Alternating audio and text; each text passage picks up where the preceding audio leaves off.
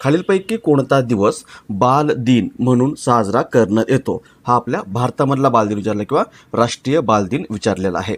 आणि याचं बरोबर उत्तर आहे पर्याय क्रमांक 4, 14 नोव्हेंबर. 14 नोव्हेंबर हा दिवस दरवर्षी आपल्या भारतामध्ये बाल दिन म्हणून साजरा केला जातो. हा जो दिवस आहे 14 नोव्हेंबर, हा दिवस भारताचे पहिले पंतप्रधान पंडित जवाहरलाल नेहरू यांचा जन्मदिवस आहे. आणि हाच दिवस दरवर्षी आपल्या भारतामध्ये बाल दिन किंवा चिल्ड्रन्स डे म्हणून साजरा केला जातो.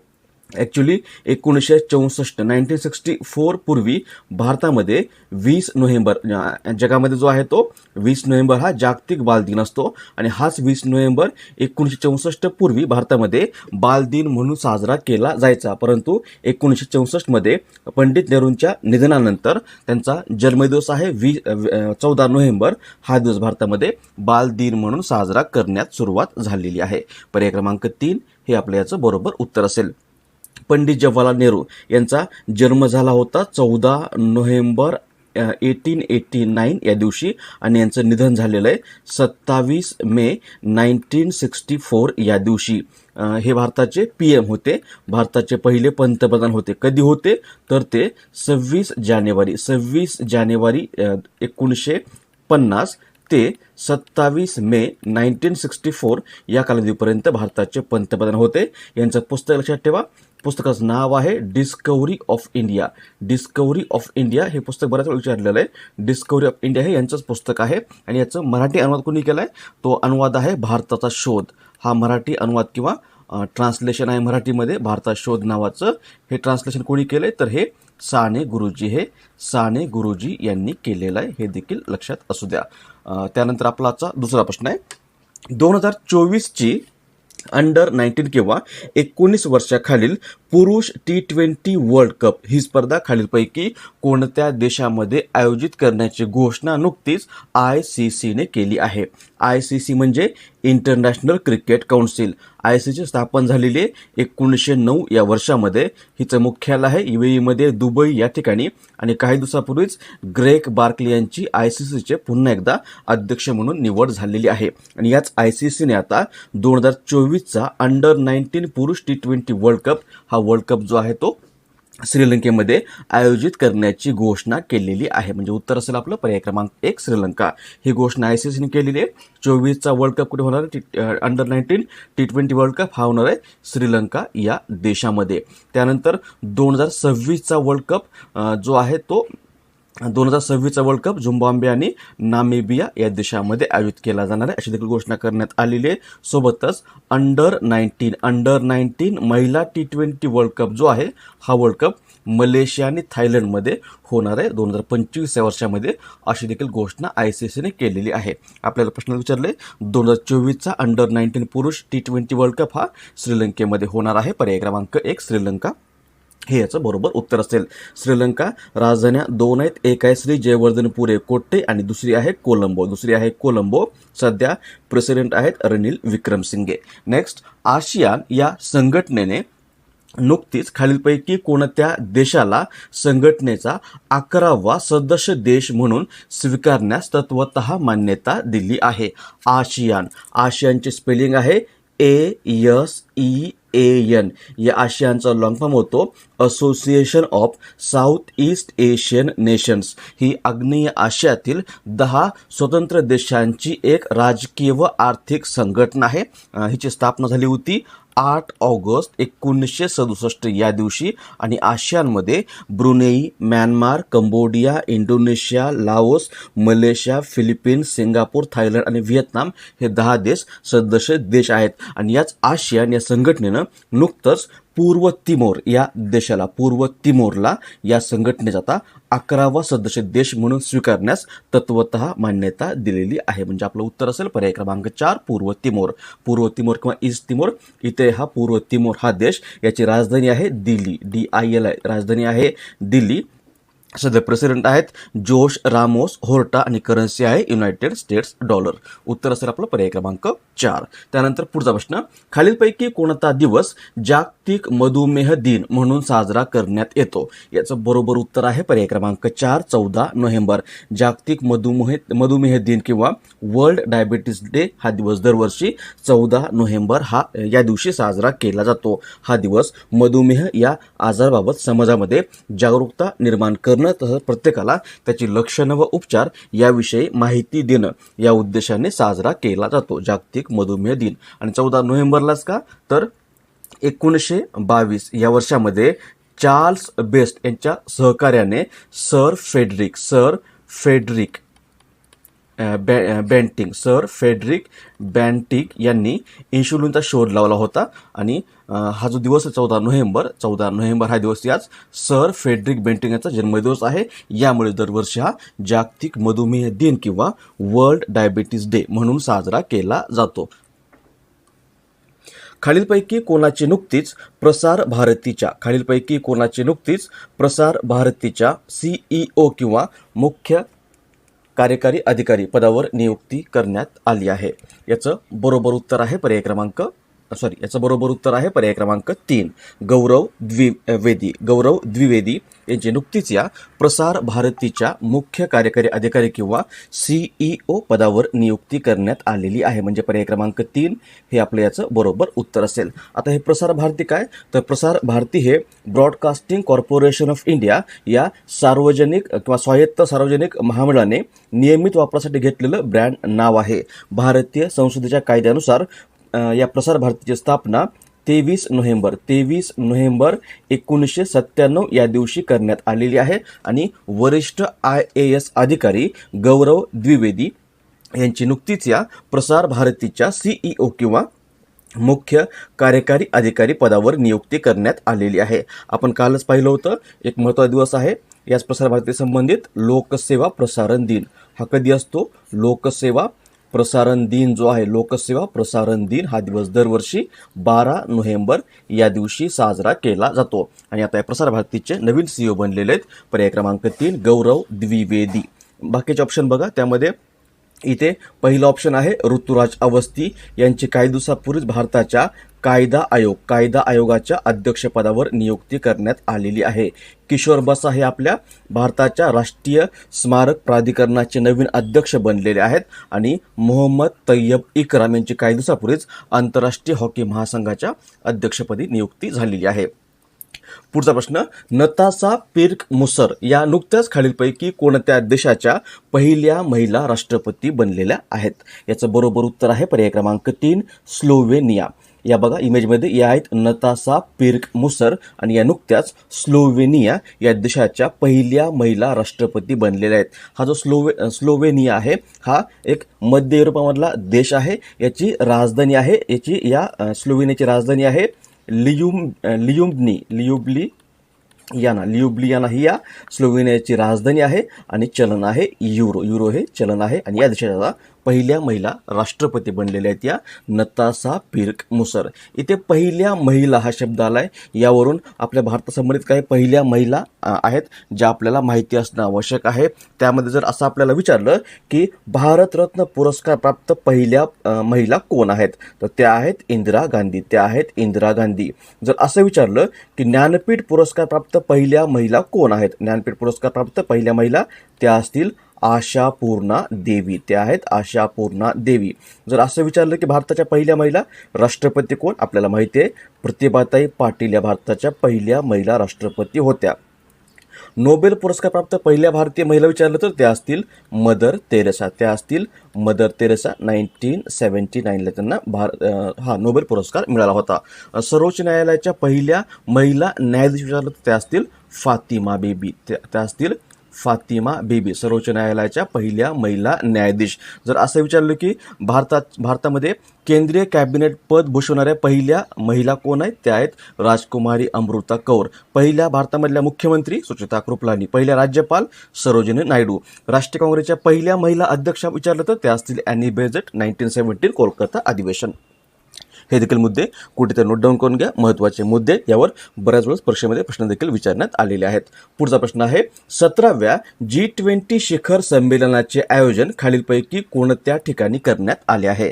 17वं G20 शिखर संमेलन जे आहे ते इंडोनेशिया या देशामध्ये आयोजित करण्यात आलेलं आहे. इंडोनेशियामध्ये कुठे तर इंडोनेशियामध्ये बाली या ठिकाणी याचं आयोजन करण्यात आलेलं आहे. कधी केलंय तर याचं आयोजन 15 आणि 16 नोव्हेंबर 2022 या कालावधीमध्ये करण्यात आलेलं आहे. यावर्षीच्या या संमेलनाची थीम आहे रिकव्हर टुगेदर रिकव्हर स्ट्रॉंगर. त्यामुळे उत्तर असेल आपलं पर्याय क्रमांक 2 इंडोनेशिया. इंडोनेशिया मॅपमध्ये इथे आहे इंडोनेशिया हा देश. इंडोनेशिया राजधानी जकार्ता आहे. प्रेसिडेंट जोको विडोडो आणि चलन आहे इंडोनेशियन रुपया. आणि हे संमेलन आहे G20चं शिखर संमेलन. G20 त्यालाच आपण ग्रुप ऑफ 20 असं म्हणतो. ग्रुप ऑफ 20 ही आर्थिकदृष्ट्या प्रगत असलेल्या 20 देशांची व त्या देशांच्या केंद्रीय बँकेच्या गव्हर्नरची संघटना आहे. स्थापना 1999 आणि या G20चा भारत देखील सदस्य देश आहे. इथे आता हे 17वं G20 शिखर संमेलन आहे 2022 या वर्षाचं. आपल्याला या अनुषंगाने अजून एक महत्त्वाचा मुद्दा येतो, तो आहे की 18वं संमेलन जे आहे ते कुठे होणार आहे. हे होणार आहे 2023 या वर्षामध्ये आपल्या भारतामध्ये नवी दिल्ली या ठिकाणी. हे देखील लक्षात ठेवा. महत्त्वाचा मुद्दा आहे की G20 देशांचं 18वं शिखर संमेलन 2023 या वर्षामध्ये भारतामध्ये नवी दिल्ली या ठिकाणी आयोजित करण्यात येणार आहे. त्यानंतर पुढचा प्रश्न सी व्हिजिल या सरावाच्या अनुषंगाने खालीलपैकी योग्य विधान निवडा. सी व्हिजिल एक सराव आहे. या सरावाच्या अनुषंगाने आपल्याला खालीलपैकी योग्य विधान निवडायचे. पहिलं विधान आहे हा भारतातील सर्वात मोठा किनारपट्टी संरक्षण सराव आहे. दुसरं आहे हा द्विवार्षिक सराव आहे. तिसरं विधान हा सराव भारतीय तटरक्षक दलाच्या समन्वयाने आयोजित केला जातो. आणि सर्व बरोबर. याचं बरोबर उत्तर आहे पर्याय क्रमांक 4 सर्व बरोबर. दिलेली तीनही विधानं बरोबर आहेत. हा जो सराव आहे सी व्हिजिल हा भारतामधला सर्वात मोठा सागरी किनारपट्टी संरक्षण सराव आहे. सर्वात मोठा किनारपट्टी संरक्षण सराव आहे. हा एक द्विवार्षिक सराव असून याची सुरुवात 2019 पासून झालेली आहे आणि याचं आयोजन भारताच्या तटरक्षक दलाच्या समन्वयाने केलं जातं. सध्या हा सराव चर्चेमध्ये आहे, कारण नुकताच हा 2022 मधला सराव आयोजित करण्यात आलेला आहे. कधी तर याचं आयोजन 15 व 16 नोव्हेंबर 2022 या कालावधीमध्ये करण्यात आलेलं आहे. त्यामुळे उत्तर असेल आपलं सर्व विधाने बरोबर आहेत. पर्याय क्रमांक 4 हा आपल्या भारताचा किनारपट्टी संरक्षण सराव आहे. जर आपल्याला असं विचारलं की भारताला एकूण किती समुद्र किनारा लाभलेला आहे, भारताला एकूण किती समुद्र किनारा लाभलेला आहे, तर भारताला एकूण 7516.6 किलोमीटर एवढा लांबीचा समुद्र किनारा लाभलेला आहे. या सरावाचं नाव आहे सी व्हिजिल. याच सी व्हिजिल नावाचं एक ॲप्लिकेशन देखील आहे. हे ॲप्लिकेशन कोणी लॉन्च केलं किंवा कोणत्या संघटनेने लॉन्च केलेलं आहे असं आपल्याला विचारलं जाऊ शकतं. तर हे जे सी व्हिजिल ॲप्लिकेशन आहे हे ॲप्लिकेशन भारताच्या निवडणूक आयोगाने लॉन्च केलेलं ॲप्लिकेशन आहे. का लॉन्च केलं होतं तर निवडणुकीला गालबोट लागू नये, आदर्श आचारसंहितेचं काटेकोरपणे पालन व्हावं आणि निवडणुका शांततेमध्ये व मुक्त वातावरणामध्ये पार पडाव्या या उद्देशाने हे सी व्हिजिल ॲप्लिकेशन भारताच्या निवडणूक आयोगाने लॉन्च केलेलं आहे. सी व्हिजिल ॲप्लिकेशन वेगळं आहे आणि हा सराव देखील वेगळा आहे. दोघांचा एकमेकांशी काही संबंध नाही. पुढचा प्रश्न बघा आपला आजचा 52व्या भारत आंतरराष्ट्रीय चित्रपट महोत्सवात किंवा इफ्फी भारत आंतरराष्ट्रीय चित्रपट महोत्सव म्हणजे इंडिया इंटरनॅशनल फिल्म फेस्टिवलमध्ये खालीलपैकी कोणाला सत्यजित रे जीवनगौरव पुरस्काराने सन्मानित करण्यात येणार आहे. पहिला मुद्दा हा 52वा भारत आंतरराष्ट्रीय चित्रपट महोत्सव कधी आयोजित केला जाणार आहे, कुठे आयोजित केला जाणार आहे, तर याचं आयोजन 20 ते 28 नोव्हेंबर 2022 या कालावधीमध्ये भारतामध्ये गोवा या राज्यामध्ये करण्यात येणार आहे. आणि या महोत्सवामध्ये आता या जीवनगौरव पुरस्कार किंवा सत्यजित रे जीवनगौरव पुरस्कार जो आहे हा पुरस्कार स्पॅनिश फिल्म डायरेक्टर व लेखक आहेत, त्यांचं नाव आहे कार्लोस सौरा यांना या पुरस्काराने सन्मानित करण्यात येणार आहे. हा जो पुरस्कार आहे सत्यजित रे जीवनगौरव पुरस्कार किंवा इंग्लिशमध्ये याला इफ्फी सत्यजित रे लाईफटाईम अचिव्हमेंट अवॉर्ड असं म्हटलं जातं. हा पुरस्कार जागतिक सिनेमाच्या वाढ आणि विकासामधल्या उल्लेखनीय योगदानासाठी दरवर्षी दिला जातो. आणि आता 2022चा हा पुरस्कार 53 आहे, 53 करा इथे 53व्या भारत आंतरराष्ट्रीय चित्रपट महोत्सवामध्ये 2022 हा पुरस्कार जो आहे तो कार्लोस सौरा यांना देऊन सन्मानित केलं जाणार आहे. पर्याय क्रमांक 1. इथे सत्यजित रे यांचा उल्लेख आलेला आहे. हे कोण होते? तर हे आपल्या भारताचे आंतरराष्ट्रीय ख्यातीचे एक भारतीय चित्रपट दिग्दर्शक होते. या सत्यजित रे यांना 1992 या वर्षामध्ये जीवन गौरव ऑस्कर पुरस्कार मिळालेला आहे आणि ऑस्कर पुरस्कार मिळवणारे हे एकमेव भारतीय व्यक्ती ठरलेले आहेत. आणि या सत्यजित रे यांना 1992 या वर्षामध्येच आपला भारताचा सर्वोच्च नागरी पुरस्कार भारतरत्न देखील मिळालेला आहे. पुढचा प्रश्न, खालीलपैकी कोणत्या राज्याने 15 नोव्हेंबर 2022 या दिवशी आपला स्थापना दिवस साजरा केला आहे? याचं बरोबर उत्तर आहे पर्याय क्रमांक 3, झारखंड. नुकताच 15 नोव्हेंबर 2022 या दिवशी झारखंड या राज्याने आपला स्थापना दिवस साजरा केलेला आहे. झारखंडची स्थापना जी आहे ती 15 नोव्हेंबर 2000 या वर्षामध्ये झालेली आहे. हे राज्य बिहारमधून अलग करण्यात आलेलं आहे आणि तेव्हा हे भारताचं 28वं राज्य बनलं होतं.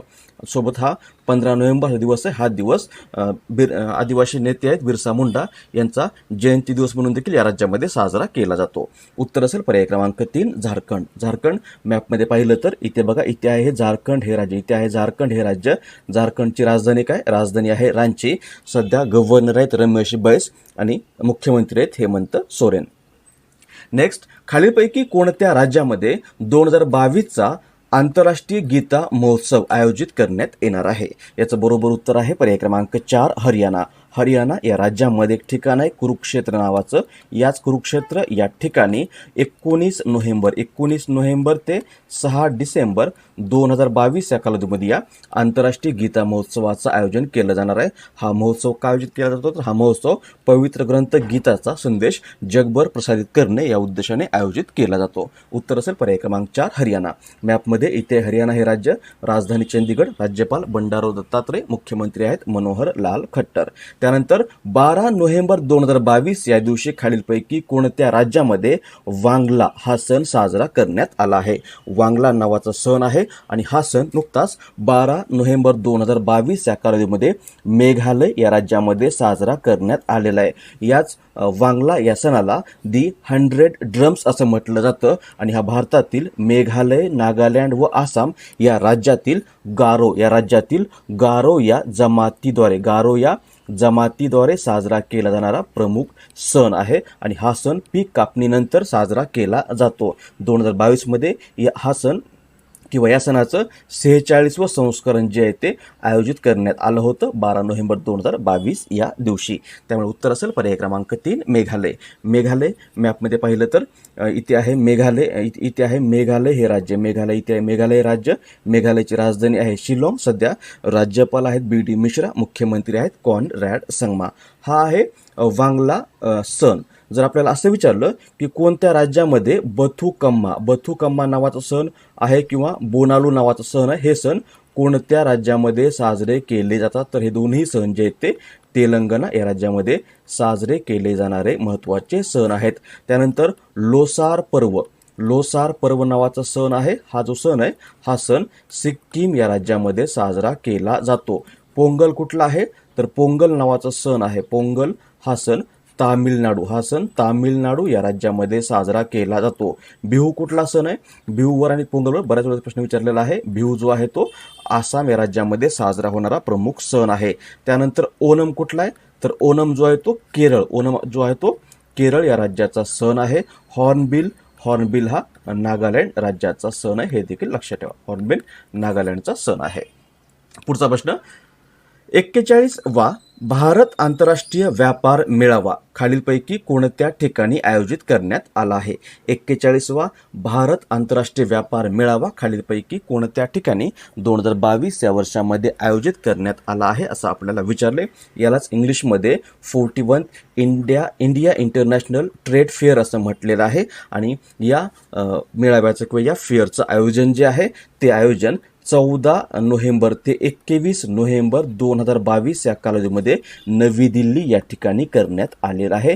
या मेळाव्याचं उद्घाटन भारताचे केंद्रीय वाणिज्य व उद्योग मंत्री पियुष गोयल यांच्या हस्ते करण्यात आलेला आहे आणि हा मेळावा किंवा हा 41वा भारत आंतरराष्ट्रीय व्यापार मेळावा 2022 हा मेळावा vocal for local, local for global या थीमखाली आयोजित करण्यात आला असून हा मेळावा इंडिया ट्रेड प्रमोशन ऑर्गनायझेशन या संघटनेच्या पुढाकाराने दरवर्षी आयोजित केला जातो. उत्तर असेल पर्याय क्रमांक 3 नवी दिल्ली.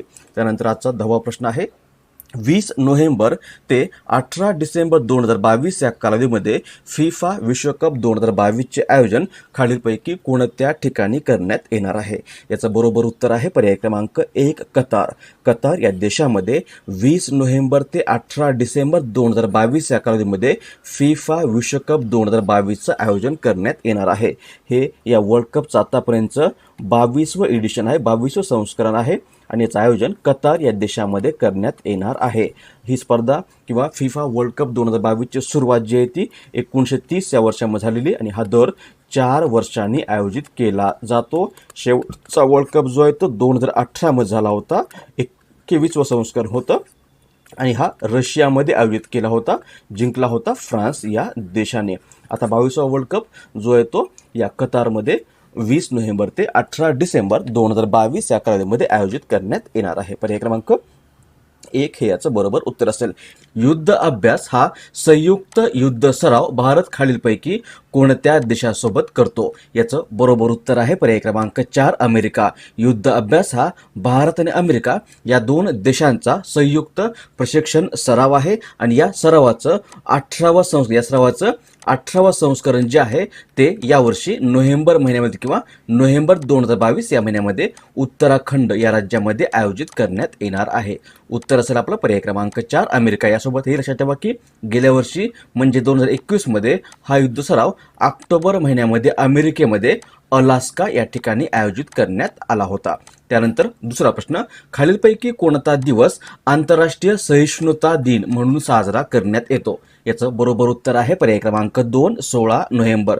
16 नोव्हेंबर हा दिवस दरवर्षी जगभरात आंतरराष्ट्रीय सहिष्णुता दिन किंवा इंटरनॅशनल डे फॉर टॉलरन्स म्हणून साजरा केला जातो. हा दिवस संयुक्त राष्ट्र या संघटनेकडून 1996 या वर्षापासून समाजामध्ये सहिष्णुतेच्या महत्त्वाविषयी जागृती निर्माण करणे या उद्देशाने साजरा केला जातो. त्यानंतर संयुक्त राष्ट्राने नुकत्याच प्रसिद्ध केलेल्या वर्ल्ड पॉप्युलेशन प्रॉस्पेक्ट 2022 या अहवालानुसार खालीलपैकी कोणत्या वर्षापर्यंत चीनला मागे टाकून भारत जगामधला सर्वाधिक लोकसंख्येचा देश बनणार आहे.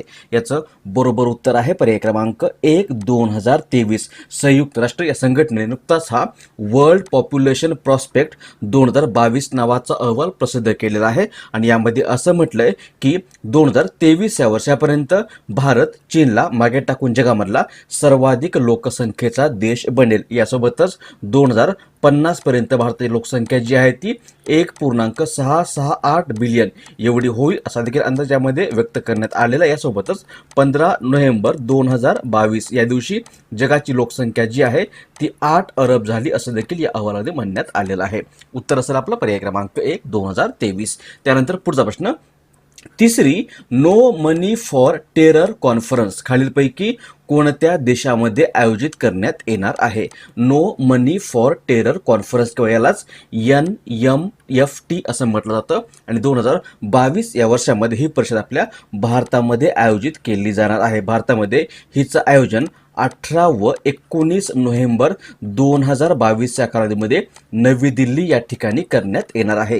ही जी परिषद आहे no money for terror conference ही परिषद 100हून अधिक देशांच्या वित्तीय बुद्धिमत्ता युनिट्स किंवा फायनान्शियल इंटेलिजन्स युनिटकडून आयोजित केली जाते आणि ही परिषद जगभरातील फायनान्शियल इंटेलिजन्स युनिटला मनी लॉन्ड्रिंग, दहशतवादाला वित्त पुरवठा आणि इतर पूर्वनिर्धारित गुन्ह्यांचा सामना करण्यासाठी गोपनीयपणे माहितीची देवाणघेवाण करण्यासाठीचा एक मंच प्रदान करते. पहिली परिषद जी आहे ती फ्रान्समध्ये किंवा पहिली no money for terror conference जी आहे ती 2018 या वर्षामध्ये फ्रान्समध्ये आयोजित केली होती आणि दुसरी परिषद 2019 या वर्षामध्ये ऑस्ट्रेलिया या देशामध्ये आयोजित करण्यात आली होती. आता तिसरी जी आहे ती 18 व 19 नोव्हेंबर 2022 या कालावधीमध्ये आपल्या भारतामध्ये नवी दिल्ली या ठिकाणी आयोजित करण्यात येणार आहे. उत्तर असेल पर्याय क्रमांक 3 भारत.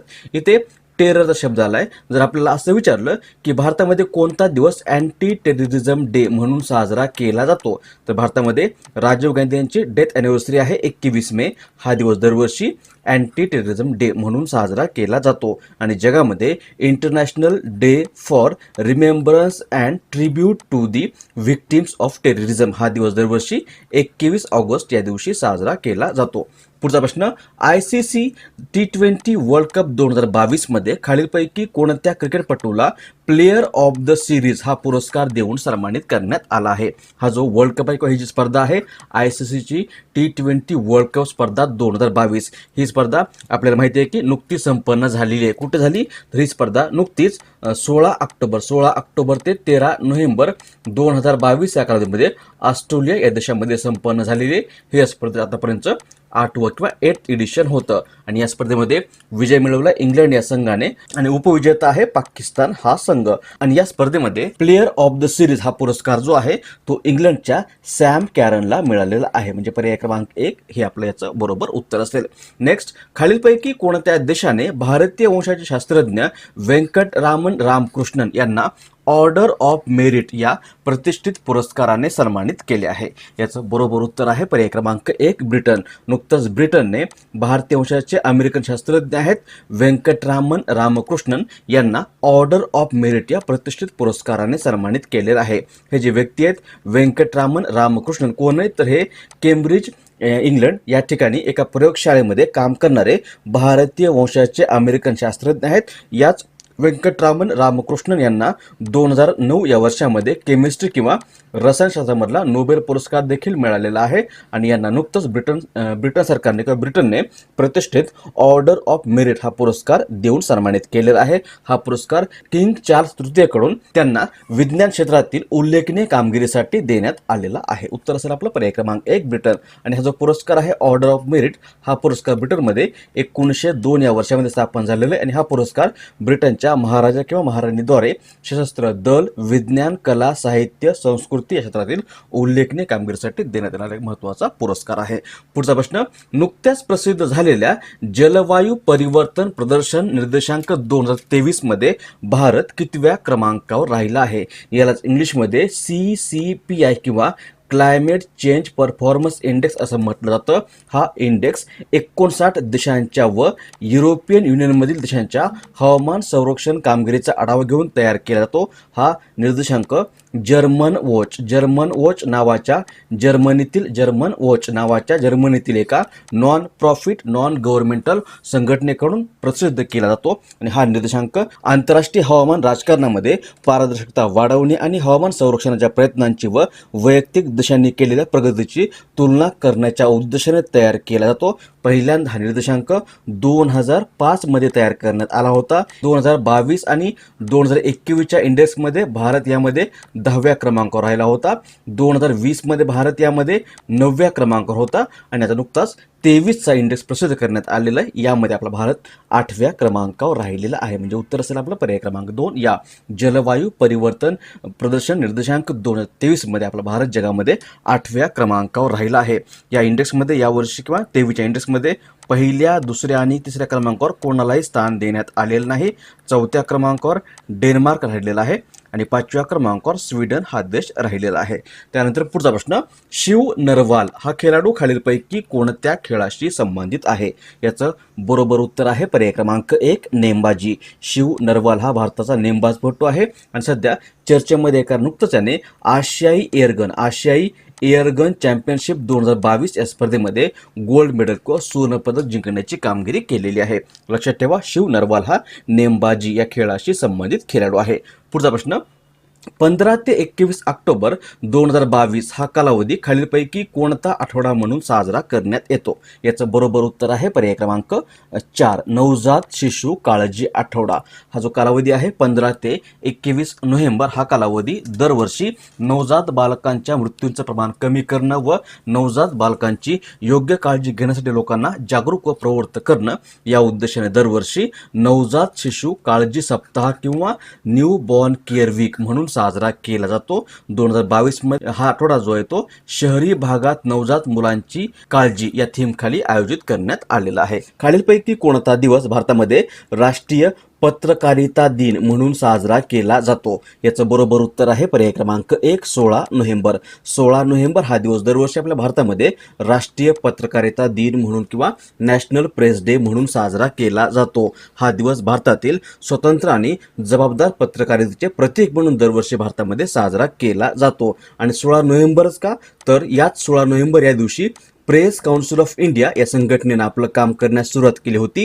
ही जी प्रेस काउन्सिल ऑफ इंडिया आहे ही भारताची एक वैधानिक संस्था आहे जिला मीडियाच्या ऑपरेशन्सवर देखरेख ठेवण्याचा अधिकार आहे.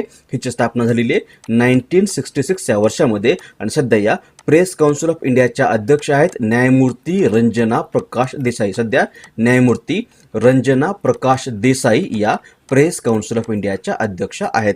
आणि यावर्षी हा दिवस किंवा यावर्षी हा राष्ट्रीय पत्रकारिता दिन जो आहे तो the media's role in nation building या थीम खाली साजरा करण्यात आलेला आहे. उत्तर असेल पर्याय क्रमांक 1, 16 नोव्हेंबर. आता इथे भारताचा राष्ट्रीय पत्रकारिता दिन विचारलेला आहे. या संबंधित इतर काही महत्त्वाचे मुद्दे बघा. त्यामध्ये जर आपल्याला असं विचारलं की भारतामधलं पहिलं वृत्तपत्र कोणतं आहे, याचं उत्तर असेल the Bengal Gazette. The Bengal Gazette हे भारतामधलं पहिलं वृत्तपत्र आहे. आणि कोणी सुरू केले तर बंगाल गॅझेट हे वृत्तपत्र जे आहे ते जेम्स ऑगस्टस हिकीने सुरू केलेलं वृत्तपत्र आहे.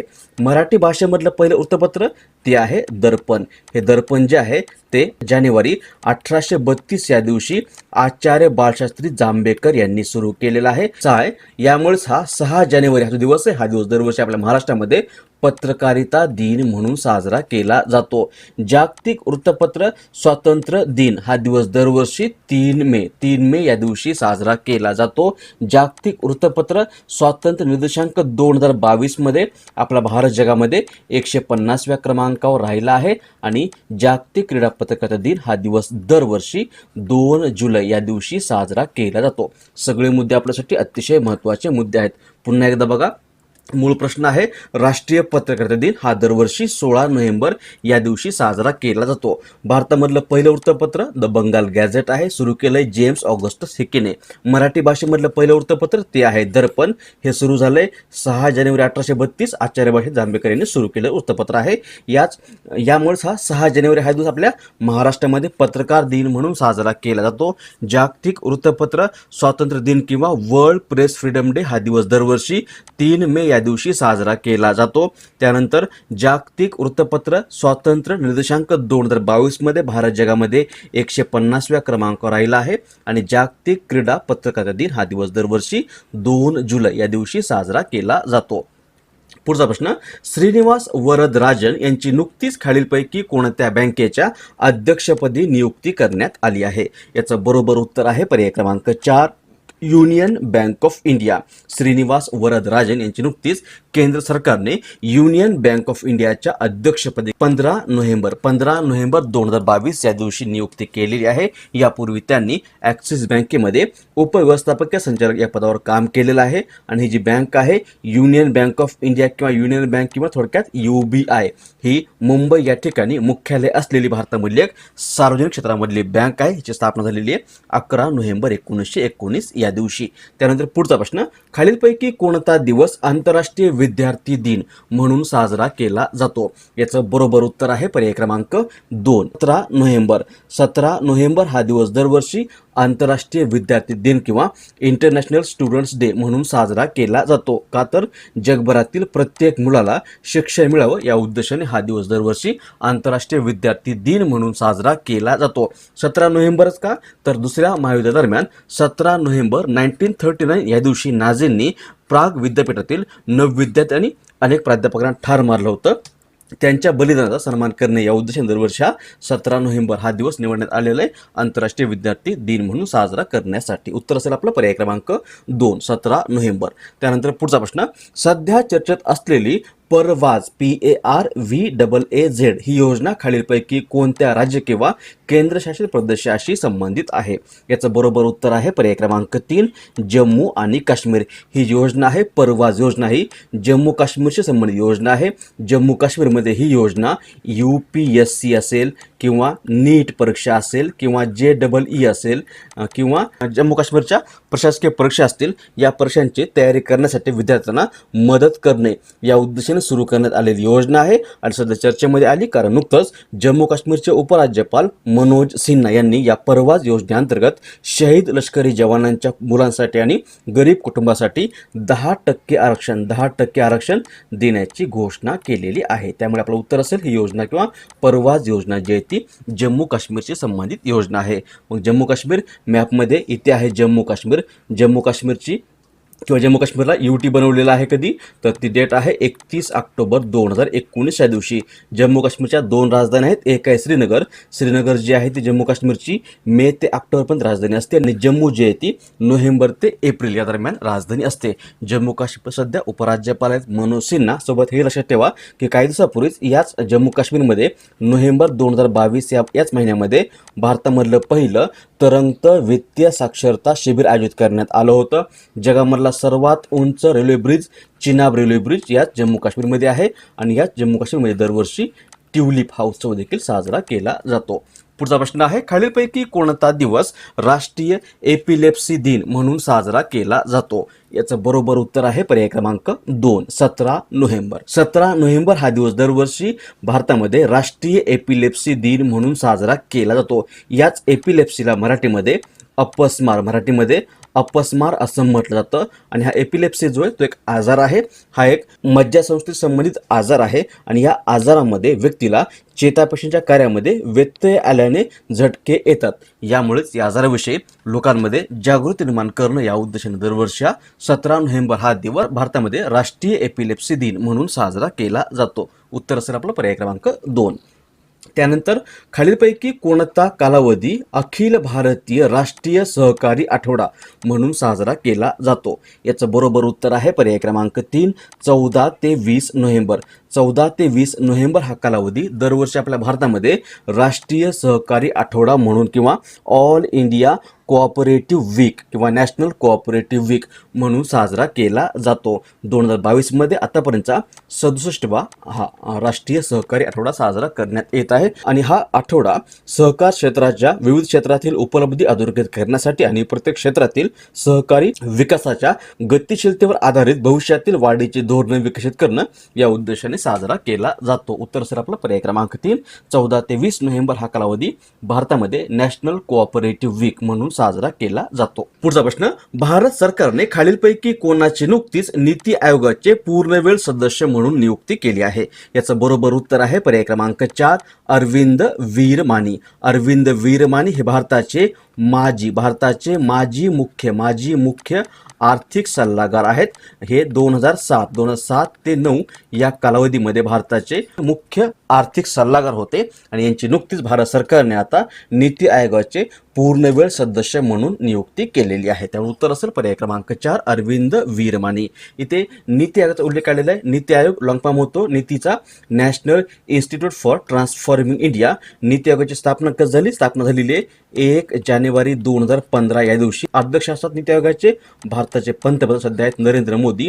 सध्या उपाध्यक्ष आहेत सुमन बेरी हे उपाध्यक्ष आहेत आणि CEO आहेत परमेश्वरन अय्यर. पुढचा प्रश्न, 17वी G20 शिखर परिषद नुकतीच इंडोनेशियामध्ये संपन्न झाली आहे. या परिषदेमध्ये पुढील वर्षीचे G20चे अध्यक्षपद कोणत्या देशाकडे सुपूर्त करण्यात आले आहे? याचं बरोबर उत्तर आहे पर्याय क्रमांक 4, भारत.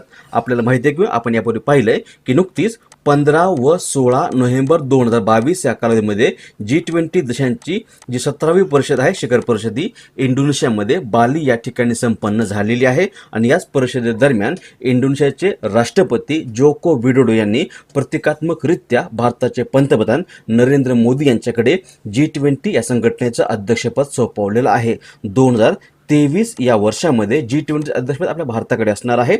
1 डिसेंबर 2022 पासून हे अध्यक्षपद भारताकडे असणार आहे आणि यामुळे आता 2023 मध्ये होणाऱ्या G20च्या सर्व बैठक व परिषद आहेत त्या भारताच्या अध्यक्षतेखाली होणार आहेत. सोबतच G20 संघटने शिखर संमेलन भारतामध्ये पुढील वर्षी 9 ते 10 सप्टेंबर 2023 या कालावधीमध्ये नवी दिल्ली या ठिकाणी आयोजित केलं जाणार आहे. उत्तर असेल पर्याय क्रमांक 4, भारत. G20 म्हणजेच ग्रुप ऑफ 20 हा आर्थिकदृष्ट्या प्रगत असलेल्या 20 देशांचा देशांचा व त्या देशांच्या केंद्रीय बँकेच्या गव्हर्नरचा एक संघ आहे किंवा संघटना आहे. स्थापना 1999 आणि भारत देखील G20चा मेंबर देश आहे. त्यानंतर केम्ब्रिज डिक्शनरीने खालीलपैकी कोणता शब्द 2022चा वर्ड ऑफ द इयर म्हणून घोषित केला आहे? याचं बरोबर उत्तर आहे पर्याय क्रमांक 3 होमर. होमर हा शब्द आहे आणि हा शब्द नुकताच केम्ब्रिज डिक्शनरी किंवा तिलाच केम्ब्रिज ॲडव्हान्स लर्नर्स डिक्शनरी किंवा केम्ब्रिज इंग्लिश डिक्शनरी असं म्हटलं जातं. या डिक्शनरीने हा होमर हा शब्द 2022चा वर्ड ऑफ द इयर म्हणून घोषित केलेला आहे. या डिक्शनरीच्या मते 2022 या वर्षामध्ये हा शब्द जवळपास 79,000पेक्षा जास्त वेळेस शोधला गेलेला आहे आणि या शब्दाचं वर्णन केम्ब्रिज डिक्शनरीने बेसबॉलमध्ये होम रनसाठी औपचारिक अमेरिकन इंग्रजी शब्द असं केलेलं आहे. त्यामुळे उत्तर असेल पर्याय क्रमांक 3 होमर. होमर हा केम्ब्रिज डिक्शनरीचा वर्ड ऑफ द इयर आहे 2022. आणि दुसरा एक शब्द आहे परमॅक्रिसिस नावाचा. हा शब्द काही दिवसापूर्वीच कॉलिन्स या डिक्शनरीने 2022चा वर्ड ऑफ द इयर म्हणून घोषित केलेला आहे. त्यामुळे हे दोनही शब्द लक्षात ठेवा. होमर केम्ब्रिज डिक्शनरी आणि परमॅक्रिसिस हा कॉलिन्स डिक्शनरीचा वर्ड ऑफ द इयर 2022 आहे. त्यानंतर दुसरा प्रश्न. नुकतेच वयाच्या 80व्या वर्षी निधन झालेले अब्बास मुंतसीर खालीलपैकी कोणत्या खेळाशी संबंधित होते? अब्बास मुंतसीर यांचं नुकतंच वयाच्या 80व्या वर्षी निधन झालेलं आहे आणि हे बास्केटबॉल या खेळाशी संबंधित खेळाडू होते. पर्याय क्रमांक 2 हे याचं बरोबर उत्तर आहे. हे भारताचे माजी बास्केटबॉल कर्णधार होते आणि त्यांनी 1969 आणि 1975 मध्ये आशियाई बास्केटबॉल स्पर्धेमध्ये भारताची कॅप्टन्सी केलेली आहे. सोबतच यांना 1970 या वर्षामध्ये भारत सरकारने अर्जुन पुरस्कार हा पुरस्कार देऊन सन्मानित केलेला आहे आणि अर्जुन पुरस्कार प्राप्त करणारे हे पहिले बास्केटबॉल खेळाडू देखील ठरले होते. त्यामुळे आपलं उत्तर असेल अब्बास मुंतसीर ज्यांचं नुकतंच वयाच्या 80व्या वर्षी निधन झालेलं आहे. ते एक बास्केटबॉल खेळाडू किंवा बास्केटबॉल या खेळाशी संबंधित खेळाडू होते. पर्याय क्रमांक 2. त्यानंतर ONGCचे अध्यक्ष म्हणून नुकतीच खालीलपैकी कोणाची नियुक्ती करण्यात आली आहे?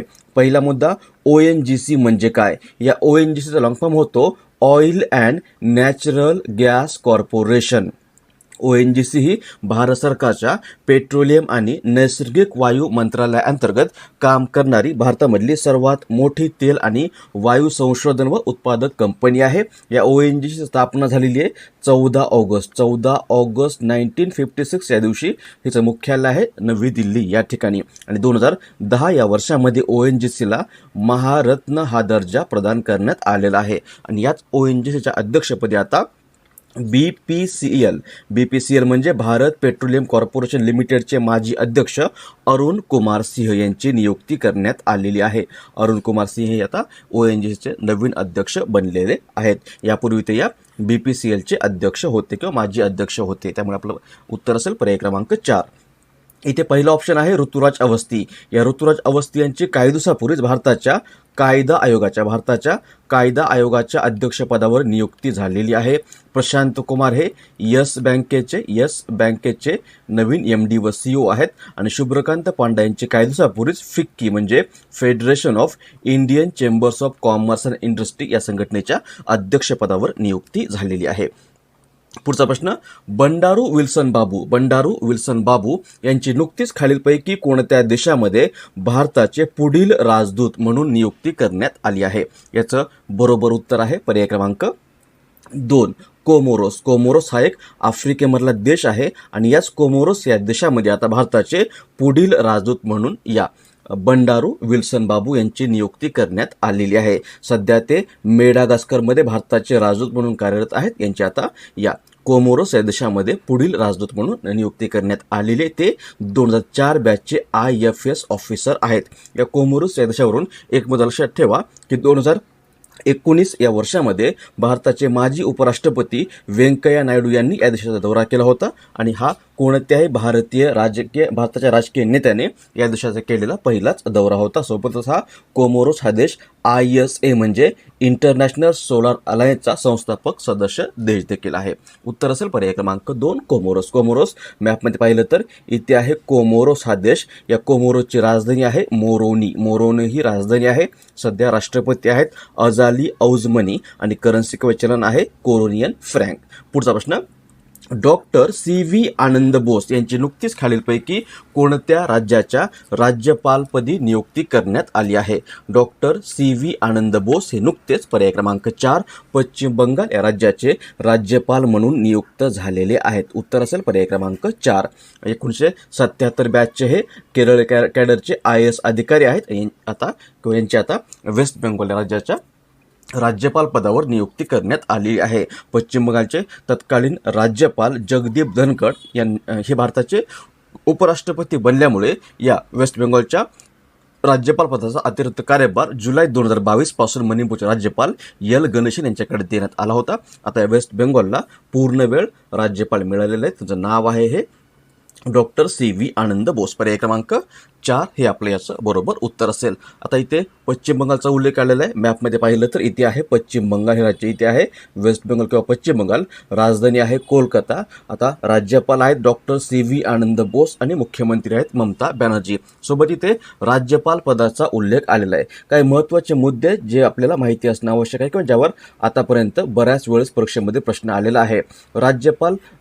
राज्यपालाची नियुक्ती कोणामार्फत होते? तर राज्यपालाची नियुक्ती जी आहे ती भारताच्या राष्ट्रपतीकडून होते. राज्यपाल होण्यासाठी वयाची अट किती आहे? पात्रता किती आहे? ती आहे 35 वर्ष. 35 वर्ष एवढी वयाची अट आहे, पात्रता आहे. राज्यपाल हा घटक राज्याचा घटनात्मक प्रमुख असतो. या पदाची तरतूद भारतीय राज्यघटनेमध्ये कलम 153 ते कलम 167 पर्यंत करण्यात आलेली आहे. आणि घटनादुरुस्ती आहे 7वी घटनादुरुस्ती ती झाली होती 1956 या वर्षामध्ये, 1956 या वर्षामध्ये. आणि या घटनादुरुस्तीनुसार एकाच व्यक्तीची 2 किंवा अधिक राज्यांकरिता राज्यपाल म्हणून नेमणूक करण्यास संमती मिळालेली आहे या 7व्या घटनादुरुस्तीनुसार 1956 या वर्षीच्या. हे देखील मुद्दे महत्त्वाचे आहेत, लक्षात असू द्या, कुठेतरी नोट डाऊन करून घ्या. त्यानंतर पुढचा प्रश्न आहे, खालीलपैकी कोणता दिवस नुकताच जागतिक तत्वज्ञान दिन किंवा वर्ल्ड फिलॉसॉफी डे म्हणून साजरा करण्यात आला आहे? याचं बरोबर उत्तर आहे पर्याय क्रमांक 2 17 नोव्हेंबर. 17 नोव्हेंबर हा दिवस 2022 या वर्षामध्ये जागतिक तत्वज्ञान दिन म्हणून साजरा करण्यात आलेला आहे किंवा वर्ल्ड फिलॉसॉफी डे म्हणून साजरा करण्यात आलेला आहे. ॲक्च्युली हा दिवस दरवर्षी नोव्हेंबर महिन्यामध्ये तिसऱ्या गुरुवारी साजरा केला जातो. आणि नोव्हेंबर महिन्यामधला तिसरा गुरुवार 2022 या वर्षामध्ये 17 नोव्हेंबर या दिवशी आल्यामुळे यावर्षी 17 नोव्हेंबर हा दिवस जागतिक तत्वज्ञान दिन म्हणून साजरा केलेला आहे. हा दिवस UNESCO United Nations Educational Scientific and Cultural Organization या संघटनेकडून 2002 या वर्षापासून साजरा करण्यात येत आहे. आणि का साजरा होतो? तर हा दिवस राष्ट्रीय, उपनगरीय, प्रादेशिक आणि आंतरराष्ट्रीय तत्वज्ञानाची वचनबद्धता वाढवणे आणि प्रमुख विषयांवर तात्विक संशोधन, विश्लेषण आणि अभ्यास वाढवणे या उद्देशाने साजरा केला जातो. 2022 या वर्षामध्ये हा दिवस द ह्युमन टू कम या थीमखाली साजरा करण्यात आलेला आहे. उत्तर असेल आपलं पर्याय क्रमांक 2 17 नोव्हेंबर. आता हा नोव्हेंबर महिन्यामधला महत्त्वाचा दिवस आहे. मग इतर काही महत्त्वाचे दिवस लक्षात असू द्या जे आतापर्यंत आपण साजरे केलेले आहेत या महिन्यामध्ये. त्यामध्ये पहिला आहे 5 नोव्हेंबर. हा दिवस जागतिक सुनामी जागरूकता दिन आणि मराठी रंगभूमी दिन म्हणून साजरा करण्यात आलेला आहे. 7 नोव्हेंबरला राष्ट्रीय कर्करोग जागृती दिन. 8 नोव्हेंबरला जागतिक रेडिओग्राफी दिन. 9 नोव्हेंबरला आहे राष्ट्रीय विधी सेवा दिन. 15 नोव्हेंबरला भारतामध्ये आदिवासी गौरव दिन. 10 नोव्हेंबरला आहे शांती आणि विकासासाठी जागतिक विज्ञान दिन. 11 नोव्हेंबरला आहे भारतामध्ये राष्ट्रीय शिक्षण दिन. 12 नोव्हेंबर जागतिक न्यूमोनिया दिन. त्यानंतर 14 नोव्हेंबरला जागतिक मधुमेह दिन आणि भारतामध्ये बाल दिन. त्यानंतर आहे 16 नोव्हेंबर आंतरराष्ट्रीय सहिष्णुता दिन आणि राष्ट्रीय पत्रकारिता दिन. आणि 17 नोव्हेंबरला आंतरराष्ट्रीय विद्यार्थी दिन, राष्ट्रीय एपिलेप्सी डे आणि जागतिक तत्वज्ञान दिन. पुढचा प्रश्न, 17 ते 19 नोव्हेंबर 2022 या कालावधीत खालीलपैकी कोणत्या राज्यामध्ये 3 दिवसीय आंतरराष्ट्रीय पर्यटन मार्चचे आयोजन करण्यात आले आहे? याचं बरोबर उत्तर आहे पर्याय क्रमांक 3 मिझोराम. मिझोरामची राजधानी आहे ऐझोल आणि याच ठिकाणी 17 ते 19 नोव्हेंबर 2022 या कालावधीमध्ये 3 दिवसीय आंतरराष्ट्रीय पर्यटन मार्चचं आयोजन करण्यात आलेलं आहे. हा आतापर्यंतचा 10वा आंतरराष्ट्रीय पर्यटन मार्ट होता. याचं आयोजन किंवा हा जो मार्ट आहे हा कार्यक्रम देशांतर्गत आणि आंतरराष्ट्रीय बाजारपेठांमध्ये ईशान्य प्रदेशातील पर्यटन क्षमता अधोरेखित करणे तसंच 8 ईशान्येकडील राज्यांमधील पर्यटन व्यवसाय उद्योजकांना एकत्र आणणे, खरेदीदार, विक्रेते, मीडिया, सरकारी एजन्सी आणि इतर भागधारक यांच्यामध्ये चर्चा घडवून आणणे या उद्देशाने आयोजित करण्यात आलेला आहे. उत्तर असेल आपलं पर्याय क्रमांक 3 मिझोराम. मिझोराम मॅपमध्ये पाहिलं तर इथे आहे मिझोराम हे राज्य, इथे आहे मिझोराम हे राज्य. मिझोरामची राजधानी आहे ऐझॉल. सध्या गव्हर्नर किंवा राज्यपाल आहेत कुंभपती हरिबाबू आणि मुख्यमंत्री आहेत जोरामथंगा. पुढचा प्रश्न, भारताचे मुख्य निवडणूक आयुक्त राजीव कुमार यांना खालीलपैकी कोणत्या देशाने त्यांच्या देशातील सार्वत्रिक निवडणुकांसाठी आंतरराष्ट्रीय पर्यवेक्षक म्हणून आमंत्रित केले आहे? याचं बरोबर उत्तर आहे पर्याय क्रमांक 4 नेपाळ. नेपाळ या देशाने नुकतंच भारताचे मुख्य निवडणूक आयुक्त राजीव कुमार किंवा भारताचे मुख्य निवडणूक आयुक्त आहेत राजीव कुमार यांना नेपाळमधील आगामी प्रतिनिधीगृह आणि प्रांतिक विधानसभेच्या निवडणुकांसाठी आंतरराष्ट्रीय पर्यवेक्षक म्हणून आमंत्रित करण्यात आलेलं आहे. नेपाळच्या 275 सदस्यांच्या प्रतिनिधीगृह निवडणुकीसाठी आणि 7 प्रांतीय विधानसभांच्या 550 जागांसाठी 20 नोव्हेंबर 2022 या दिवशी मतदान होणार आहे. आणि भारताचे हे मुख्य निवडणूक आयुक्त राजीव कुमार 18 नोव्हेंबर ते 22 नोव्हेंबर 2022 या कालावधी दरम्यान ते नेपाळमधील राष्ट्रीय अतिथी म्हणून निवडणूक अधिकाऱ्यांच्या प्रतिनिधी मंडळाचं नेतृत्व करणार आहेत. आपलं उत्तर असेल पर्याय क्रमांक 4 नेपाळ. मग नेपाळ मॅपमध्ये पाहिलं तर इथे आहे नेपाळ हा देश. नेपाळ हा दक्षिण आशियाई देश आहे. राजधानी आहे काठमांडू. सध्या राष्ट्रपती आहेत विद्यादेवी भंडारी. पंतप्रधान आहेत शेर बहादूर देउबा. चलन आहे नेपाळी रुपया. लक्षात ठेवा याचा ध्वज जो आहे नेपाळचा हा त्रिकोणाकृती आहे आणि त्रिकोणाकृती ध्वज असलेला नेपाळ हा जगामधला एकमेव देश आहे. माउंट एव्हरेस्ट याच नेपाळमध्ये आहे. नेपाळमध्ये याला सागर माथा असं म्हटलं जातं. हे जगामधलं सर्वोच्च पर्वत शिखर आहे. जगामधल्या 10 सर्वात उंच पर्वत शिखरांपैकी 8 पर्वत शिखर याच नेपाळमध्ये आहेत. नेपाळसोबत भारताची जवळपास 1770 किलोमीटर लांबीची सीमा संलग्न आहे आणि नेपाळ सोबत सीमा असलेले राज्य त्यामध्ये एक आहे उत्तराखंड, त्यानंतर आहे उत्तर प्रदेश, बिहार, पश्चिम बंगाल आणि सिक्कीम. आणि इथे आपल्या मुख्य निवडणूक आयुक्तांचा उल्लेख आलेला आहे. मग आपल्याला माहिती पाहिजे की भारताचं निवडणूक आयोग आहे. भारताच्या निवडणूक आयोगाच्या प्रमुखाला मुख्य निवडणूक आयुक्त असं म्हटलं जातं. निवडणूक आयोगाची स्थापना कधी झालेली आहे? निवडणूक आयोगाची स्थापना झालेली आहे 25 जानेवारी 1950 या दिवशी. यामुळेच हा 25 जानेवारी हा दिवस भारतामध्ये राष्ट्रीय मतदार दिन म्हणून साजरा केला जातो. सध्या मुख्य निवडणूक आयुक्त आहेत हे राजीव कुमार. कितवे आहेत? तर हे भारताचे 25वे मुख्य निवडणूक आयुक्त आहेत. 24वे कोण होते? ते होते सुशील चंद्र. आणि पहिले कोण होते किंवा 23वे कोण होते? 23व्यांचं नाव आहे सुनील अरोरा. आणि भारताचे पहिले मुख्य निवडणूक आयुक्त त्यांचं नाव आहे सुकुमार सेन हे भारताचे पहिले मुख्य निवडणूक आयुक्त होते. पुढचा प्रश्न आहे 17 नोव्हेंबर 2022 या दिवशी भारत ऑस्ट्रेलिया द्विपक्षीय सायबर धोरण चर्चा खालीलपैकी कोणत्या ठिकाणी संपन्न झाली आहे? यालाच सायबर सिक्युरिटी पॉलिसी डायलॉग असं म्हटलेलं आहे. आणि हा डायलॉग किंवा ही चर्चा जी आहे ती नुकतीच 17 नोव्हेंबर 2022 या दिवशी नवी दिल्ली या ठिकाणी संपन्न झालेली आहे. ही आतापर्यंतची अशी 5वी द्विपक्षीय सायबर धोरण चर्चा होती. ही नवी दिल्ली या ठिकाणी आयोजित करण्यात आलेली आहे. ही चर्चा दोन्ही देशांचे परस्पर हितांचे मोठे मुद्दे चर्चिले जाण्यासाठी एक मंच प्रदान करते. आणि या चर्चेमध्ये सायबर धोक्यांचं वर्णन, लोकांची दूरसंचार क्षमता वाढवणं व भारत प्रशांत क्षेत्रामध्ये सहयोग वाढवणं या मुद्द्यांवर चर्चा करण्यात आलेली आहे. उत्तर असेल पर्याय क्रमांक 4 नवी दिल्ली. इथे ऑस्ट्रेलियाचा उल्लेख आलेला. ऑस्ट्रेलिया राजधानी आहे कॅनबेरा. सध्या पंतप्रधान ऑस्ट्रेलियाचे आहेत अँथनी अल्बानीज आणि चलन किंवा करन्सी आहे ऑस्ट्रेलियन डॉलर. पुढचा प्रश्न 19 नोव्हेंबर 2022 या दिवशी भारताच्या तिसऱ्या व आतापर्यंतच्या एकमेव महिला पंतप्रधान इंदिरा गांधी यांची कितवी जयंती साजरी करण्यात आली आहे? याचं बरोबर उत्तर आहे पर्याय क्रमांक 2 105वी. भारताच्या माजी पंतप्रधान किंवा भारताच्या तिसऱ्या पंतप्रधान आणि पहिल्या व एकमेव पंतप्रधान आहेत इंदिरा गांधी.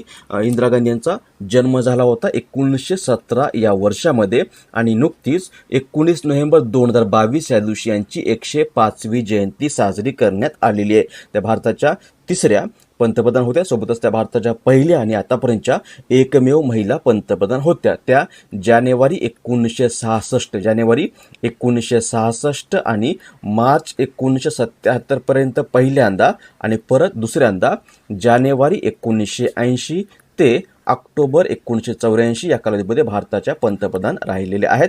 सोबतच त्यांना 1971 या वर्षामध्ये भारतरत्न या पुरस्काराने सन्मानित करण्यात आलेलं आहे. हा पुरस्कार प्राप्त करणाऱ्या त्या पहिल्याच महिला देखील आहेत.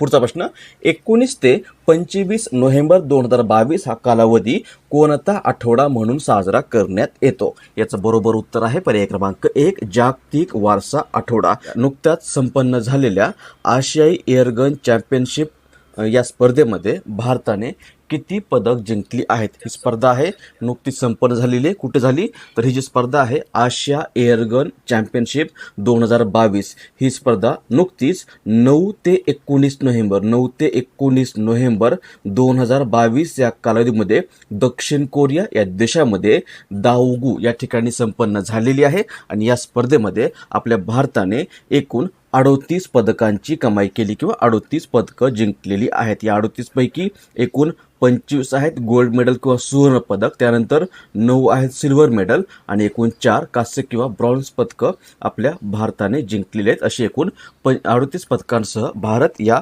स्पर्धेमध्ये पहिल्या क्रमांकावर राहिलेला आहे. उत्तर असेल या नुकत्याच संपन्न झालेल्या आशियाई एअरगन चॅम्पियनशिप या स्पर्धेमध्ये भारताने एकूण 38 पदकं जिंकलेली आहेत. पर्याय क्रमांक 4. त्यानंतर दुसरा प्रश्न, 20 नोव्हेंबर ते 18 डिसेंबर 2022 या कालावधीमध्ये फिफा वर्ल्ड कप किंवा फिफा विश्वकप 2022 चे आयोजन खालीलपैकी कोणत्या ठिकाणी करण्यात येणार आहे किंवा करण्यात आलं आहे?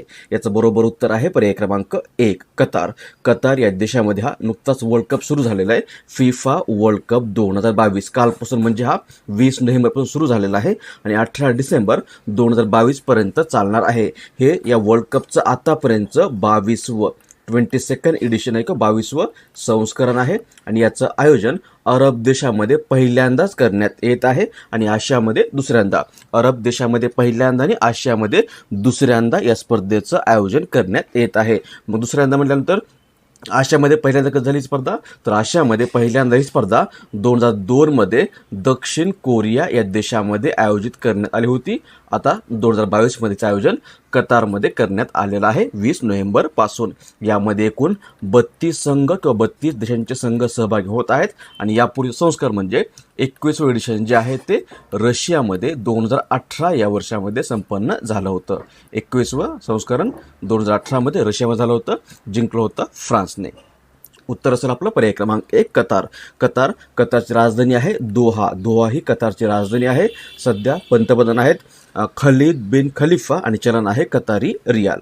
त्यानंतर पुढचा प्रश्न, खालीलपैकी कोणता दिवस भारतात राष्ट्रीय निसर्गोपचार दिन म्हणून साजरा करण्यात येतो? याचं बरोबर उत्तर आहे पर्याय क्रमांक 2, 18 नोव्हेंबर. 18 नोव्हेंबर हा दिवस दरवर्षी आपल्या भारतामध्ये राष्ट्रीय निसर्गोपचार दिन किंवा नॅशनल नॅचरोपॅथी डे म्हणून साजरा केला जातो. 2022 या वर्षामध्ये आतापर्यंतचा 5वा राष्ट्रीय निसर्गोपचार दिन साजरा करण्यात आला असून हा दिवस नॅचरोपॅथी नावाच्या औषधविरहित औषध प्रणालीद्वारे सकारात्मक मानसिक तसंच शारीरिक आरोग्यास प्रोत्साहन देणं या उद्देशाने साजरा केला जातो आणि हा दिवस नोव्हेंबर 2018 मध्ये भारत सरकारच्या आयुष मंत्रालयाकडून घोषित करण्यात आला होता. म्हणजे पहिल्यांदा हा दिवस 2018 मध्ये साजरा करण्यात आला होता. उत्तर असेल 18 नोव्हेंबर हा दिवस दरवर्षी भारतामध्ये राष्ट्रीय निसर्गोपचार दिन म्हणून साजरा केला जातो. नेक्स्ट, भारताच्या राष्ट्रपतींनी खालीलपैकी कोणाची नुकतीच भारताचे निवडणूक आयुक्त म्हणून नियुक्ती केली आहे? भारताचं निवडणूक आयोग म्हणजेच इलेक्शन कमिशन ऑफ इंडिया, या इलेक्शन कमिशन ऑफ इंडियाची स्थापना झालेली आहे 25 जानेवारी 1950 या दिवशी. यामुळेच हा 25 जानेवारी हा दिवस दरवर्षी भारतामध्ये राष्ट्रीय मतदार दिन म्हणून साजरा केला जातो. आणि या निवडणूक आयोगामध्ये एक असतात मुख्य निवडणूक आयुक्त आणि दोन असतात निवडणूक आयुक्त. सध्या मुख्य निवडणूक आयुक्त कोण आहेत? त्यांचं नाव आहे राजीव कुमार. आणि आता नुकतीच भारताच्या राष्ट्रपतींनी पर्याय क्रमांक 4 अरुण गोयल यांची भारताच्या निवडणूक आयोगामध्ये निवडणूक आयुक्त म्हणून नियुक्ती केलेली आहे. दुसरे आहेत भारताच्या निवडणूक आयोगामध्ये एक आहेत मुख्य निवडणूक आयुक्त, ते सध्या आहेत राजीव कुमार. आणि दोन निवडणूक आयुक्तामध्ये एक आहेत अनुप चंद्र पांडे आणि दुसरे आता बनलेले ते अरुण गोयल. दुसरे आहेत अरुण गोयल. त्यामुळे आपलं उत्तर असेल की नुकतीच भारताच्या राष्ट्रपतींनी अरुण गोयल यांची भारताचे निवडणूक आयुक्त म्हणून नियुक्ती केलेली आहे. पर्याय क्रमांक 4. त्यानंतर नुकतेच प्रकाशित झालेले a story of resilience in adversity हे पुस्तक खालीलपैकी कोणी लिहिले आहे? पुस्तकाचं नाव आहे a story of resilience in adversity किंवा cartoons of story of resilience in adversity. आणि हे पुस्तक जे आहे ते इयान कार्डोझो यांनी लिहिलेलं आहे. म्हणजे पर्याय क्रमांक 1 हे याचं बरोबर उत्तर असेल. हे कोण होते इयान कार्डोझो? तर हे भारतीय लष्कराचे एक शूर अधिकारी होते आणि यांचंच हे पुस्तक आहे. या पुस्तकामध्ये किंवा हे पुस्तक प्रत्येक लष्करी अधिकारी आणि भारतीय सैन्याची गोष्ट आहे असं या लेखकाने म्हटलेलं आहे इयान कार्डोझो यांनी. उत्तर असेल आपलं पर्याय क्रमांक 1. हे पुस्तक इयान कार्डोझो यांनी लिहिलेलं पुस्तक आहे. पर्याय क्रमांक 1. त्यानंतर पुढचा प्रश्न 18 ते 21 नोव्हेंबर हा कालावधी खालीलपैकी कोणता आठवडा म्हणून साजरा करण्यात येतो? तर हा जो कालावधी आहे 18 ते 21 नोव्हेंबर हा कालावधी दरवर्षी जगभरात जागतिक प्रतिजैविक जागृती आठवडा म्हणून साजरा केला जातो. प्रतिजैविक आणि इतर प्रतिजैविक औषधांना प्रतिकार करण्याच्या वाढत्या समस्येबद्दल जागरूकता वाढवणे या उद्देशाने दरवर्षी हा कालावधी जागतिक प्रतिजैविक जागृती आठवडा म्हणून साजरा केला जातो. नेक्स्ट, खालीलपैकी कोणत्या राज्य सरकारने नुकतेच अमर सरकार नामक किंवा नावाचे नवीन पोर्टल सुरू केले आहे? पोर्टलचं नाव आहे अमर सरकार आणि हे पोर्टल नुकतंच त्रिपुरा राज्य सरकारने लॉन्च केलेलं आहे. त्रिपुराचे मुख्यमंत्री आहेत डॉक्टर माणिक सहा आणि याच डॉक्टर माणिक सहा यांनी हे अमर सरकार नावाचे एक नवीन पोर्टल लॉन्च केलेलं आहे. हे पोर्टल सर्व केंद्र आणि राज्य प्रायोजित योजना घरोघरी पोहोचवण्यासाठी आणि लोक आणि सरकार यांच्यामधील अंतर कमी करणे या उद्देशाने लॉन्च करण्यात आलेलं पोर्टल आहे. पर्याय क्रमांक 4 त्रिपुरा. मग त्रिपुरा मॅपमध्ये पाहिलं तर इथे आहे त्रिपुरा हे राज्य. या त्रिपुराची राजधानी आहे अगरतला. सध्या राज्यपाल आहेत सत्यदेव नारायण आर्य आणि मुख्यमंत्री आहेत माणिक सहा. नेक्स्ट, 2024च्या ऑलिम्पिक आणि पॅरा ऑलिम्पिक खेळांचे आयोजन खालीलपैकी कोणत्या ठिकाणी करण्यात येणार आहे? याचं बरोबर उत्तर आहे पर्याय क्रमांक 2 पॅरिस. पॅरिसमध्ये 2024च्या ऑलिम्पिक आणि पॅरा ऑलिम्पिक खेळाचं आयोजन करण्यात येणार आहे. त्यातली जी ऑलिम्पिक स्पर्धा आहे ही ऑलिम्पिक स्पर्धा 26 जुलै ते 11 ऑगस्ट 2024 या कालावधीमध्ये आणि पॅरा ऑलिम्पिक जी स्पर्धा आहे ही स्पर्धा 28 ऑगस्ट ते 8 सप्टेंबर या कालावधीमध्ये आयोजित करण्यात येणार आहे 2024 या वर्षामध्ये. उत्तर असेल 2024च्या ऑलिम्पिक आणि पॅरा ऑलिम्पिक खेळाचं आयोजन पॅरिसमध्ये होणार आहे. पर्याय क्रमांक 2. त्यानंतर खालीलपैकी कोणता दिवस जागतिक बाल दिन म्हणून साजरा केला जातो? आपण काही दिवसापूर्वी पाहिलं होतं की आपल्या भारतामध्ये 14 नोव्हेंबर हा दिवस बाल दिन म्हणून साजरा केला जातो भारतामध्ये. आता इथे विचारलंय जागतिक बाल दिन. तर हा जागतिक बाल दिन दरवर्षी 20 नोव्हेंबर या दिवशी साजरा केला जातो. सर्व देशांनी लहान मुलामुलींमध्ये सांप्रदायिक आदानप्रदान व विविध संप्रदाय व धर्माबाबतचे सामंजस्य वाढवावे तसंच जगभरातील मुलामुलींचे आरोग्य अधिक चांगलं बनावं या उद्देशाने दरवर्षी हा 20 नोव्हेंबर हा दिवस जगभरात जागतिक बाल दिन म्हणून साजरा केला जातो. 20 नोव्हेंबरच का? तर 20 नोव्हेंबर 1959 या दिवशी 20 नोव्हेंबर 1959 या दिवशी संयुक्त राष्ट्र आमसभेमध्ये बाल हक्काची सनद स्वीकारण्यात आली होती. यामुळेच हा 20 नोव्हेंबर निवडण्यात आलेला आहे जागतिक बाल दिन या म्हणून. उत्तर असेल आपलं पर्याय क्रमांक 4. 20 नोव्हेंबर हा दिवस दरवर्षी जगभरात जागतिक बाल दिन म्हणून साजरा केला जातो. त्यानंतर खालीलपैकी कोणता दिवस भारतामध्ये महिला उद्योजकता दिन म्हणून साजरा करण्यात येतो? याचं उत्तर आहे पर्याय क्रमांक 3. 19 नोव्हेंबर. 19 नोव्हेंबर हा दिवस दरवर्षी आपल्या भारतामध्ये महिला उद्योजकता दिन म्हणून साजरा केला जातो. हा दिवस महिला उद्योजकता दिवस संघटना या संघटनेकडून साजरा केला जातो आणि महिलांमध्ये किंवा महिलांना व्यवसायात सक्षम करणं आणि त्यांना पाठिंबा देणं हा या दिनाचा किंवा हा उद्देश आहे हा दिन साजरा करण्याचा. उत्तर असेल महिला उद्योजकता दिन दरवर्षी 19 नोव्हेंबर या दिवशी साजरा केला जातो.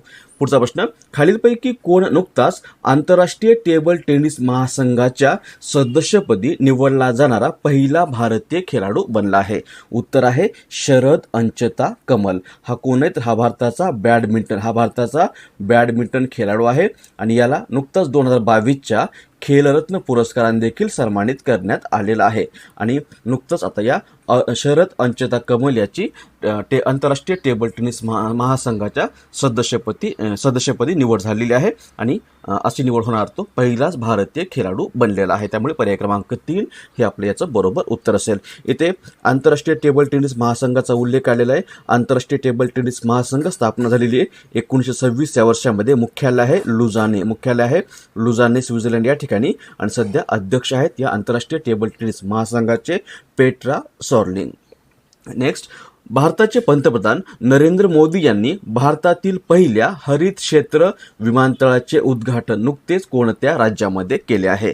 याचं बरोबर उत्तर आहे पर्याय क्रमांक 3 अरुणाचल प्रदेश. अरुणाचल प्रदेश या राज्यामध्ये इटानगर या ठिकाणी डोनी पोलो या देशातील पहिल्या हरित क्षेत्र विमानतळाचं उद्घाटन जे आहे ते नुकतंच भारताचे पंतप्रधान नरेंद्र मोदी यांच्या हस्ते करण्यात आलेलं आहे. या अरुणाचल प्रदेश राज्याच्या राजधानी इटानगरपासून 15 किलोमीटरवर या होलोंगी येथे असलेले विमानतळ व्यावसायिक उड्डाणांद्वारे सीमावर्ती राज्याला इतर भारतीय शहरांशी तर हेलिकॉप्टरद्वारे राज्याच्या इतर भागांना जोडण्याचं काम करणार आहे. उत्तर असेल भारतामधल्या पहिल्या हरित क्षेत्र विमानतळाचं उद्घाटन भारताचे पंतप्रधान नरेंद्र मोदी यांनी नुकतंच अरुणाचल प्रदेश या राज्यामध्ये केलेलं आहे. अरुणाचल प्रदेश मॅपमध्ये पाहिलं तर इथे आहे अरुणाचल प्रदेश राज्य, राजधानी इटानगर, राज्यपाल बी.डी. मिश्रा आणि मुख्यमंत्री आहेत पेमा खांडू. सध्या चर्चेत असलेली मनिका बत्रा ही खेळाडू खालीलपैकी कोणत्या खेळाशी संबंधित आहे? मनिका बत्रा ही खेळाडू खालीलपैकी कोणत्या खेळाशी संबंधित आहे असं आपल्याला विचारलंय आणि याचं बरोबर उत्तर आहे पर्याय क्रमांक 3 टेबल टेनिस. मनिका बत्रा ही भारताची महिला टेबल टेनिस खेळाडू आहे.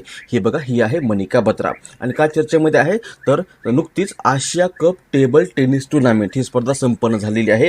ही जी आशिया कप टेबल टेनिस टुर्नामेंट स्पर्धा आहे ही स्पर्धा आंतरराष्ट्रीय टेबल टेनिस महासंघ व आशियाई टेबल टेनिस महासंघाद्वारे आयोजित करण्यात येणारी एक वार्षिक स्पर्धा आहे. या स्पर्धेचं 22वं एडिशन जे आहे ते या स्पर्धेचं 2022 मध्ये स्पर्धा आतापर्यंत 33rd एडिशन आहे, 33वं संस्करण आहे आणि हे बँकॉक या ठिकाणी थायलंडमध्ये संपन्न झालेलं आहे. कधी तर याचं आयोजन 17 ते 19 नोव्हेंबर 2022 या कालावधीमध्ये करण्यात आलेलं आहे आणि या स्पर्धेमध्ये म्हणजे या बँकॉकमध्ये झालेल्या 17 ते 19 नोव्हेंबर दरम्यान झालेल्या आशिया कप टेबल टेनिस टुर्नामेंटमध्ये भारताची टेबल टेनिस खेळाडू ही मनिका बत्रा, या मनिका बत्राने जपानच्या हिना हयात हिला नमून कांस्य पदक किंवा ब्रॉन्झ मेडल जिंकण्याची कामगिरी केलेली आहे आणि या स्पर्धेमध्ये पदक जिंकणारी ती पहिलीच भारतीय महिला खेळाडू बनलेली आहे.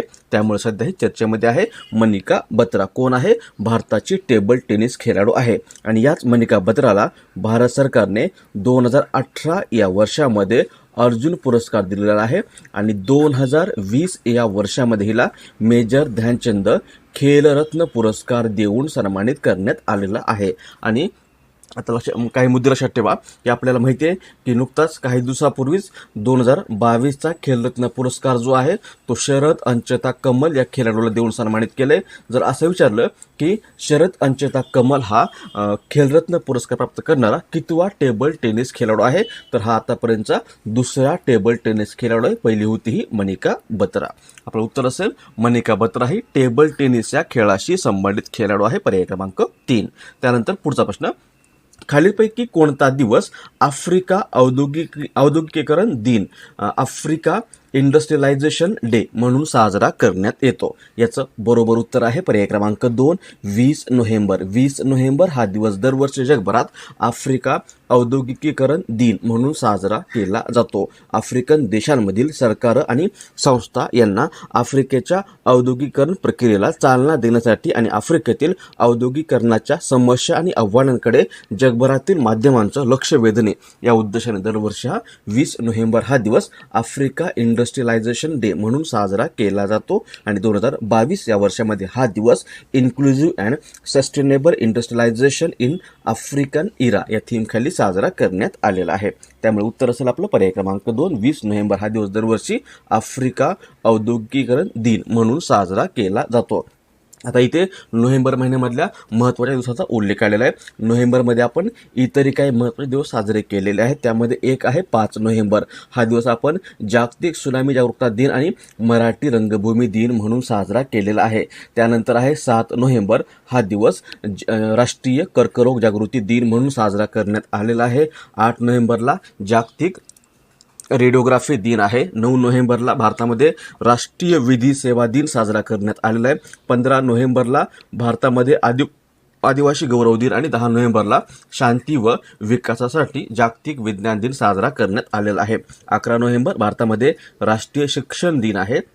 12 नोव्हेंबरला जागतिक न्यूमोनिया दिन, 14 नोव्हेंबरला जागतिक मधुमेह दिन आणि भारतामध्ये बाल दिन, 16 नोव्हेंबर आंतरराष्ट्रीय सहिष्णुता दिन आणि राष्ट्रीय पत्रकारिता दिन, 17 नोव्हेंबर आंतरराष्ट्रीय विद्यार्थी दिन, राष्ट्रीय एपिलेप्सी डे आणि जागतिक तत्वज्ञान दिन, 18 नोव्हेंबरला भारतामध्ये राष्ट्रीय निसर्गोपचार दिन, 19 नोव्हेंबरला जागतिक पुरुष दिन आणि महिला उद्योजकता दिन, त्यानंतर 20 नोव्हेंबरला जागतिक बाल दिन आणि आता आफ्रिका औद्योगिकरण दिन, सोबतच 21 नोव्हेंबर जो आहे तो जागतिक दूरदर्शन दिन आणि जागतिक मत्स्य दिन म्हणून साजरा केला जातो. पुढचा प्रश्न, आरबीआयने नुकत्याच प्रसिद्ध केलेल्या किंवा आरबीआयद्वारे प्रसिद्ध झालेल्या handbook of statistics on Indian state 2021-22 नुसार किंवा या अहवालानुसार चालू आर्थिक वर्षामध्ये भारताचा विकास दर किती राहणार आहे. आपल्या आरबीआयने किंवा रिझर्व्ह बँक ऑफ इंडियाने नुकताच हा handbook of statistics on Indian state 2021-22 नावाचा रिपोर्ट किंवा अहवाल प्रसिद्ध केलेला आहे आणि यानुसार भारताचा चालू आर्थिक वर्षामध्ये विकास दर म्हणजे 2022-23 या आर्थिक वर्षामध्ये विकास दर जो आहे तो 7% राहील असं या अहवालामध्ये म्हणण्यात आलेलं आहे. उत्तर असेल आपलं पर्याय क्रमांक 1, 7%. आता हा अहवाल आपल्या आरबीआयने प्रसिद्ध केलेला आहे. आरबीआय म्हणजे रिझर्व्ह बँक ऑफ इंडिया, स्थापना झालेली आहे 1 एप्रिल 1935ला, मुख्यालय आहे मुंबई या ठिकाणी आणि सध्या गव्हर्नर आहेत शक्तिकांत दास. सोबत हे लक्षात ठेवा की आरबीआयची स्थापना जी आहे ती 1 एप्रिल 1935 या दिवशी हिल्टन यंग समितीच्या शिफारशीनुसार करण्यात आलेली आहे. आरबीआयचे पहिले गव्हर्नर सर ऑसबर्न स्मिथ आणि पहिले भारतीय गव्हर्नर कोण होते ते होते सी.डी. देशमुख, चिंतामण द्वारकानाथ देशमुख. पुढचा प्रश्न, खालीलपैकी कोणाला नुकतेच गांधी मंडेला पुरस्कार या पुरस्काराने सन्मानित करण्यात आलेलं आहे. गांधी म्हणजे महात्मा गांधी आणि मंडेला म्हणजे नेल्सन मंडेला, दक्षिण आफ्रिकेचे पहिले कृष्णवर्णीय राष्ट्राध्यक्ष होते. सोबतच ते दक्षिण आफ्रिकेचे स्वातंत्र्य सेनानी व राष्ट्राध्यक्ष आहेत. त्यांनी आफ्रिकेमध्ये वर्षानुवर्ष होणाऱ्या भेदभावाविरुद्ध लढा देण्याचं काम केलं होतं आणि त्यांच्या कार्यामुळे त्यांना आफ्रिकेतील गांधी या नावाने सुद्धा ओळखलं जातं. यांचा जन्म झाला होता मंडेला यांचा 18 जुलै 1918 या दिवशी आणि यांचं निधन झालेलं आहे 5 डिसेंबर 2014 या दिवशी. यांचा जन्मदिवस जो आहे 18 जुलै हा दिवस दरवर्षी मंडेला दिन किंवा नेल्सन मंडेला दिन म्हणून जगभरात साजरा केला जातो. याच नेल्सन मंडेला यांना 1993 या वर्षामध्ये नोबेल शांती पुरस्कार देखील मिळालेला आहे आणि यांना भारत सरकारने भारतरत्न हा पुरस्कार देऊन देखील सन्मानित केलेला आहे. आणि हा जो पुरस्कार आहे गांधी मंडेला पुरस्कार, हा पुरस्कार नवी दिल्ली स्थित गांधी मंडेला फाउंडेशनकडून दिला जातो. हा पुरस्कार गांधीजी आणि मंडेला यांच्या अहिंसावादी मूल्यांना प्रोत्साहन देण्याच्या उद्देशाने दिला जातो. याची स्थापना झालेली आहे 2019 या वर्षामध्ये. महात्मा गांधींच्या 150व्या जयंती निमित्त या पुरस्काराची स्थापना करण्यात आलेले वर्ष होतं 2019 आणि 2022चा पुरस्कार जो आहे तो नुकताच दलाई लामा यांना देऊन सन्मानित करण्यात आलेलं आहे. दलाई लामा यांना हिमाचल प्रदेशचे राज्यपाल राजेंद्र विश्वनाथ अर्लेकर यांच्या हस्ते हा पुरस्कार प्रदान करण्यात आलेला आहे. हे ते दलाई लामा. दलाई लामा तिबेटचे सर्वोच्च धार्मिक नेते असतात. दलाई लामा या शब्दाचा अर्थ आहे ज्ञानाचा सागर आणि जगभरातील बौद्ध या दलाई लामा यांना आपले धर्मगुरू मानतात. आतापर्यंत 13 दलाई लामा होऊन गेलेले आहेत आणि सध्या 14वे दलाई लामा आहे, त्याचं नाव आहे तेंजिंग ग्यात्सो. चीनने तिबेटवर किंवा तिबेट देशावर केलेल्या विरोधामुळे भारताच्या हिमाचल प्रदेश राज्यातील धर्मशाला या ठिकाणी या दलाई लामा यांनी आश्रय घेतलेला आहे. लक्षात ठेवा हा जो पुरस्कार आहे गांधी मंडेला पुरस्कार हा नुकताच दलाई लामा यांना देऊन सन्मानित करण्यात आलेला आहे. पर्याय क्रमांक 2. त्यानंतर पुढचा प्रश्न, खालीलपैकी कोणत्या राज्याच्या मूकबधीर क्रिकेट संघाने 6वी मूकबधीर T20 राष्ट्रीय चॅम्पियनशिप 2022 जिंकली आहे. ही जी स्पर्धा आहे मूकबधिरांसाठीची राष्ट्रीय T20 क्रिकेट स्पर्धा किंवा हिलाच T20 national cricket championship for डेफ असं म्हटलं जातं. ही स्पर्धा नुकतीच 14 ते 20 नोव्हेंबर 2022 या कालावधीमध्ये उत्तर प्रदेशमध्ये आग्रा आणि कानपूर या ठिकाणी संपन्न झालेली आहे. ही आतापर्यंतची 6वी स्पर्धा होती, 6वं एडिशन होतं आणि या स्पर्धेमध्ये यावर्षी हरियाणा या संघाने अंतिम सामन्यामध्ये महाराष्ट्राला नमून ही स्पर्धा जिंकण्याची कामगिरी केलेली आहे. उत्तर असेल पर्याय क्रमांक 3. हरियाणाने ही 6वी मूकबधीर T20 राष्ट्रीय चॅम्पियनशिप 2022 ही स्पर्धा जिंकलेली आहे. ही आहे मूकबधिरांची T20 राष्ट्रीय चॅम्पियनशिप.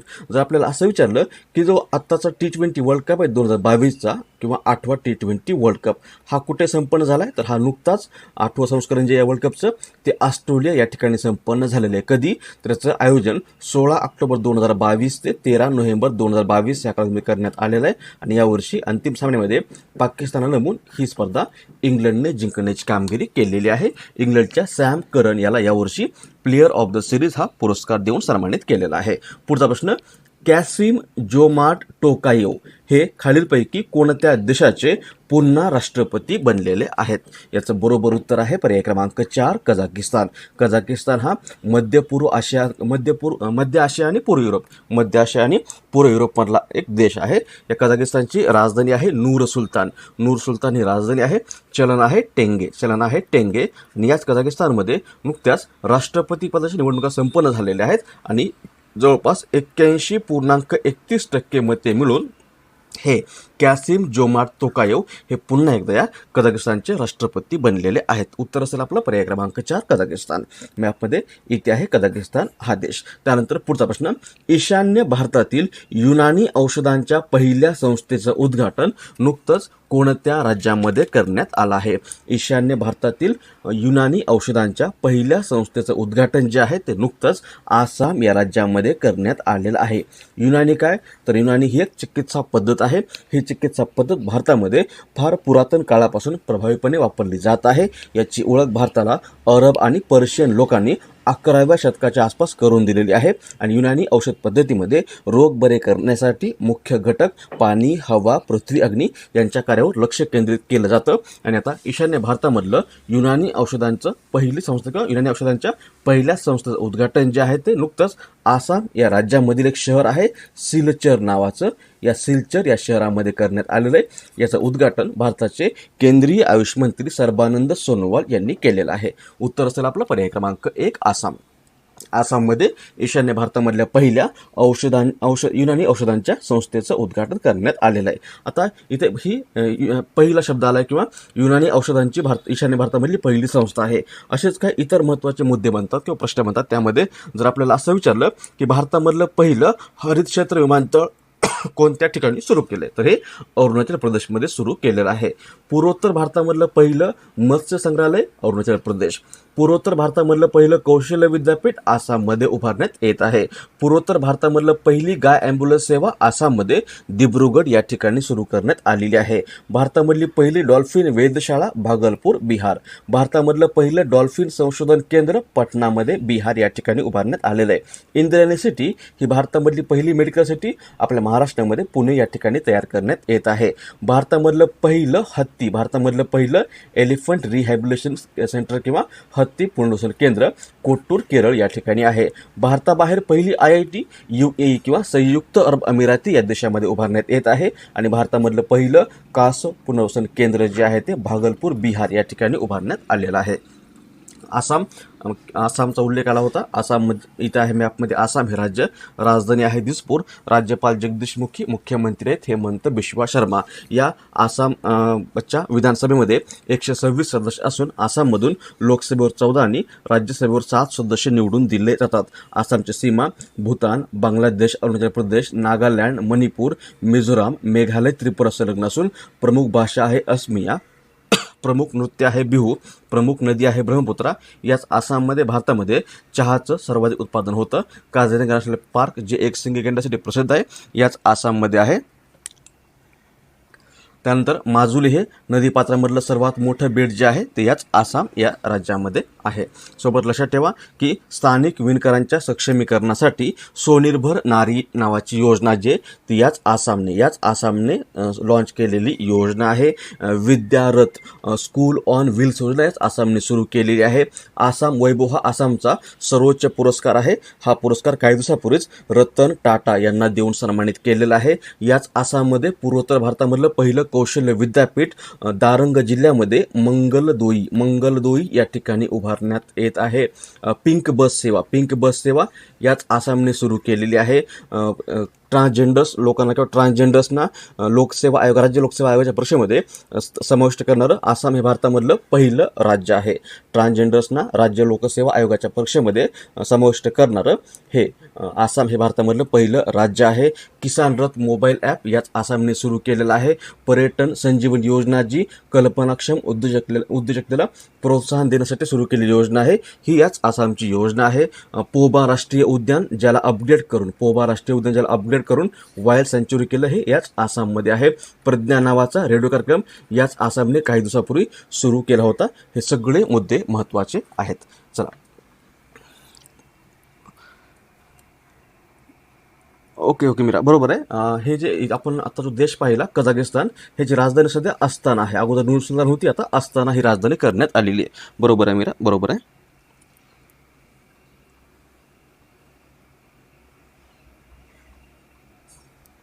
चला, पुढचा प्रश्न, आजचा 10वा प्रश्न. सध्या चर्चेत असलेल्या द पॅराडाईज ऑफ फूड किंवा सध्या चर्चेत असलेले द पॅराडाईज ऑफ फूड हे पुस्तक कोणी लिहिले आहे? आपण हा प्रश्न किंवा हा पुस्तक आपण काल देखील पाहिलं होतं. काल देखील याचा संदर्भ आला होता. याचं बरोबर उत्तर आहे पर्याय क्रमांक 1 खालिद जावेद यांचं हे पुस्तक आहे द पॅराडाईज ऑफ फूड नावाचं. का चर्चेमध्ये आहे तर हे जे पुस्तक आहे द पॅराडाईज ऑफ फूड हे खालिद जावेद यांचं पुस्तक आहे. या पुस्तकाचं मूळ नाव आहे नेमत खान आहे, उर्दू पुस्तक आहे. लक्षात ठेवा, नेमत खान आहे, उर्दू पुस्तक आहे. आणि याचं भाषांतर आहे द पॅराडाईज ऑफ फूड. भाषांतर कुणी केले तर भाषांतर केलेलं आहे बरन फारुकी यांनी भाषांतर केलेलं आहे. पण मूळ लेखक कोण आहेत ते आहेत खालिद जावेद. मूळ पुस्तक आहे नेमत खाना नावाचं. याचं भाषांतर केलंय द पॅराडाईज ऑफ फूड आणि हे भाषांतर बरन फारुकी यांनी केलेलं आहे. मग सध्या हे पुस्तक का चर्चेमध्ये आहे तर याच पुस्तकाला नुकताच 2022चा JCB प्राइज फॉर लिटरेचर किंवा साहित्यातील JCB पुरस्कार हा पुरस्कार देऊन सन्मानित करण्यात आलेला आहे. त्यामुळे लक्षात ठेवा, द पॅराडाईज ऑफ फूड हे पुस्तक जे आहे ते जावेद खालिद यांचं ट्रान्सलेटेड पुस्तक आहे. मूळ पुस्तक आहे नेमत खाना, ट्रान्सलेट करे बरन फारुकी यांनी. पर्याय क्रमांक 1 हे याचं बरोबर उत्तर असेल. गीतांजली श्री लक्षात ठेवा, यांचं पुस्तक आहे टॉम ऑफ सँड नावाचं. आणि या पुस्तकाला 2022चा आंतरराष्ट्रीय बुकर पुरस्कार मिळालेला आहे. एम मुकुंदन यांचं पुस्तक आहे दिल्ली अ सॉलिलॉगी नावाचं. या दिल्ली अ सॉलिलॉगी या पुस्तकाला 2021 मध्ये हा JCB प्राइज फॉर लिटरेचर हा पुरस्कार मिळाला होता. आणि इयान कार्डोझो यांचं काही दिवसापूर्वी पुस्तक पब्लिश झालंय. नाव आहे a story of resilience in adversity. Next, खालीलपैकी कोणाची नुकतीच भारताच्या खादी व ग्रामोद्योग आयोगाच्या मुख्य कार्यकारी अधिकारी किंवा CEO पदी नियुक्ती करण्यात आली आहे? याचं बरोबर उत्तर आहे पर्याय क्रमांक 2 विनीत कुमार यांची नुकतीच भारताच्या खादी व ग्रामोद्योग आयोगाच्या CEO किंवा मुख्य कार्यकारी अधिकारी पदी नियुक्ती करण्यात आली आहे.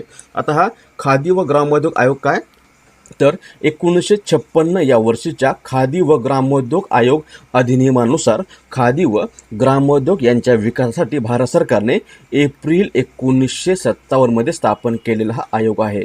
कोणता आयोग? खादी व ग्रामोद्योग आयोग. आणि याचं मुख्यालय काय? मुख्यालय कुठे? मुख्यालय आहे मुंबई या ठिकाणी.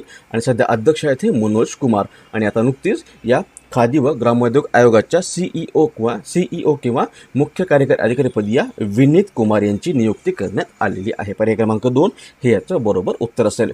बाबू मनी यांचे नुकतेच वयाच्या 59व्या वर्षी निधन झाले आहे. आपल्याला विचारले की ते खालीलपैकी कोणत्या क्षेत्राशी संबंधित होते?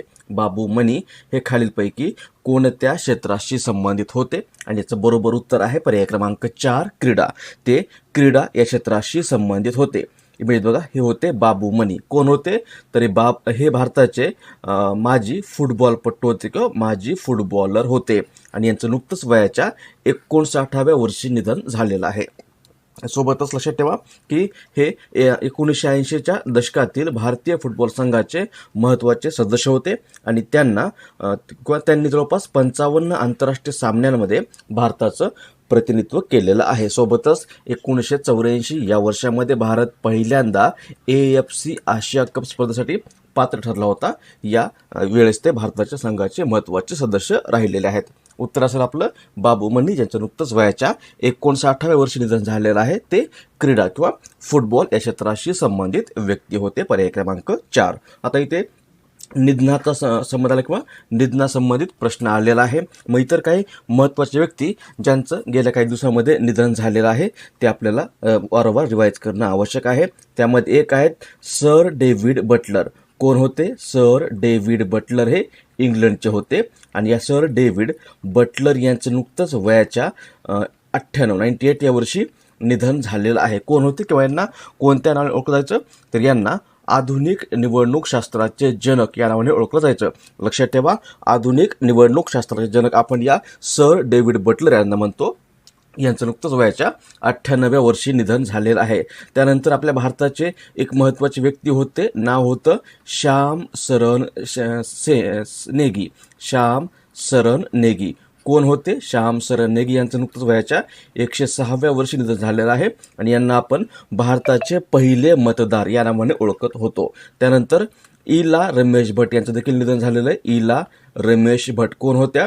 महिला सामाजिक कार्यकर्त्या होत्या. इला रमेश भट यांचं नुकतंच वयाच्या 89व्या वर्षी निधन झालेलं आहे. या इला भट यांना 1985मध्ये पद्मश्री पुरस्कार मिळालेला आहे. 1986मध्ये पद्मभूषण, 1977 या वर्षामध्ये यांना मॅग्सेसे अवॉर्ड आणि 2011मध्ये या इला रमेश भट यांना इंदिरा गांधी पुरस्काराने सन्मानित करण्यात आलं होतं. सोबतच जमशेद जे इराणी यांचं देखील निधन झालेलं आहे. जमशेद जे इराणी आणि यांना आपण भारताचे स्टील मॅन म्हणून ओळखत होतो. सगळे पॉईंट्स महत्त्वाचे आहेत. पुढचा प्रश्न, खालीलपैकी कोणत्या भारतीय व्यक्तीचे नुकतीच वजन व मापांच्या आंतरराष्ट्रीय समितीमध्ये सदस्य म्हणून नियुक्ती करण्यात आली आहे? वजन व मापांची आंतरराष्ट्रीय समिती किंवा हिलाच इंग्लिशमध्ये International Committee of Weights and Measures असं म्हटलं जातं. ही एक सर्वोच्च आंतरराष्ट्रीय संस्था आहे जी General Conference on Weights and Measures च्या आधिपत्याखाली काम करते. ही समिती जागतिक स्तरावर वजन आणि मापांच्या विकासासाठी आणि अंमलबजावणीसाठी जबाबदार आहे. नुकत्याच नोव्हेंबर 2022मध्ये या General Conference on Weights and मेजरच्या झालेल्या 27व्या बैठकीमध्ये भारताचे प्रोफेसर वेणुगोपाल अचंता आहेत. वेणुगोपाल अचंता यांची या वजन व मापांच्या आंतरराष्ट्रीय समितीमध्ये सदस्य म्हणून निवड करण्यात आलेली आहे आणि या समितीमध्ये सदस्य बनणारे ते आतापर्यंतचे 7वे भारतीय व्यक्ती बनलेले आहेत. त्यामुळे आपलं उत्तर असेल पर्याय क्रमांक 1 वेणुगोपाल अचंता यांची नुकतीच या वजन आणि मापांच्या आंतरराष्ट्रीय समितीमध्ये सदस्य म्हणून नियुक्ती करण्यात आलेली आहे. या समितीवर निवडले जाणारे ते आतापर्यंतचे 7वे भारतीय व्यक्ती बनलेले आहेत. मग पहिले कोण होते? पहिले होते डॉक्टर KS कृष्णन. विनीत कुमार आपण कालच पाहिलं होतं. यांची काही दिवसापूर्वीच खादी व ग्रामोद्योग आयोगाच्या CEO पदी नियुक्ती झालेली आहे. अरुण गोयल भारताचे निवडणूक आयुक्त म्हणून नियुक्त झालेले आहेत आणि डॉक्टर CV आनंद हे वेस्ट बेंगॉल किंवा पश्चिम बंगालचे राज्यपाल बनलेले आहेत.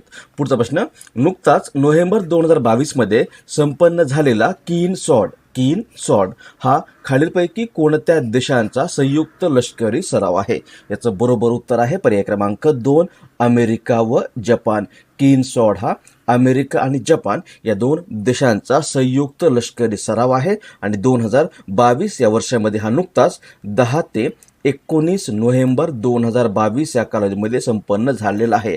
हा एक द्विवार्षिक सराव आहे किंवा हा दर 2 वर्षांनी आयोजित केला जातो. पहिल्यांदा 1986 मध्ये आयोजित करण्यात आला होता आणि नुकताच हा 10 ते 19 नोव्हेंबर 2022 या कालावधीमध्ये जपानच्या तोकुनोशिमा बेटावर संपन्न झालेला आहे. उत्तर असेल आपलं पर्याय क्रमांक 2 हा किन स्वॉर्ड जो आहे तो अमेरिका व जपान या दोन देशांचा संयुक्त युद्ध सराव आहे किंवा संयुक्त लष्करी सराव आहे. अमेरिका इथे आहे USA किंवा अमेरिका हा देश. अमेरिकेची राजधानी आहे वॉशिंग्टन DC.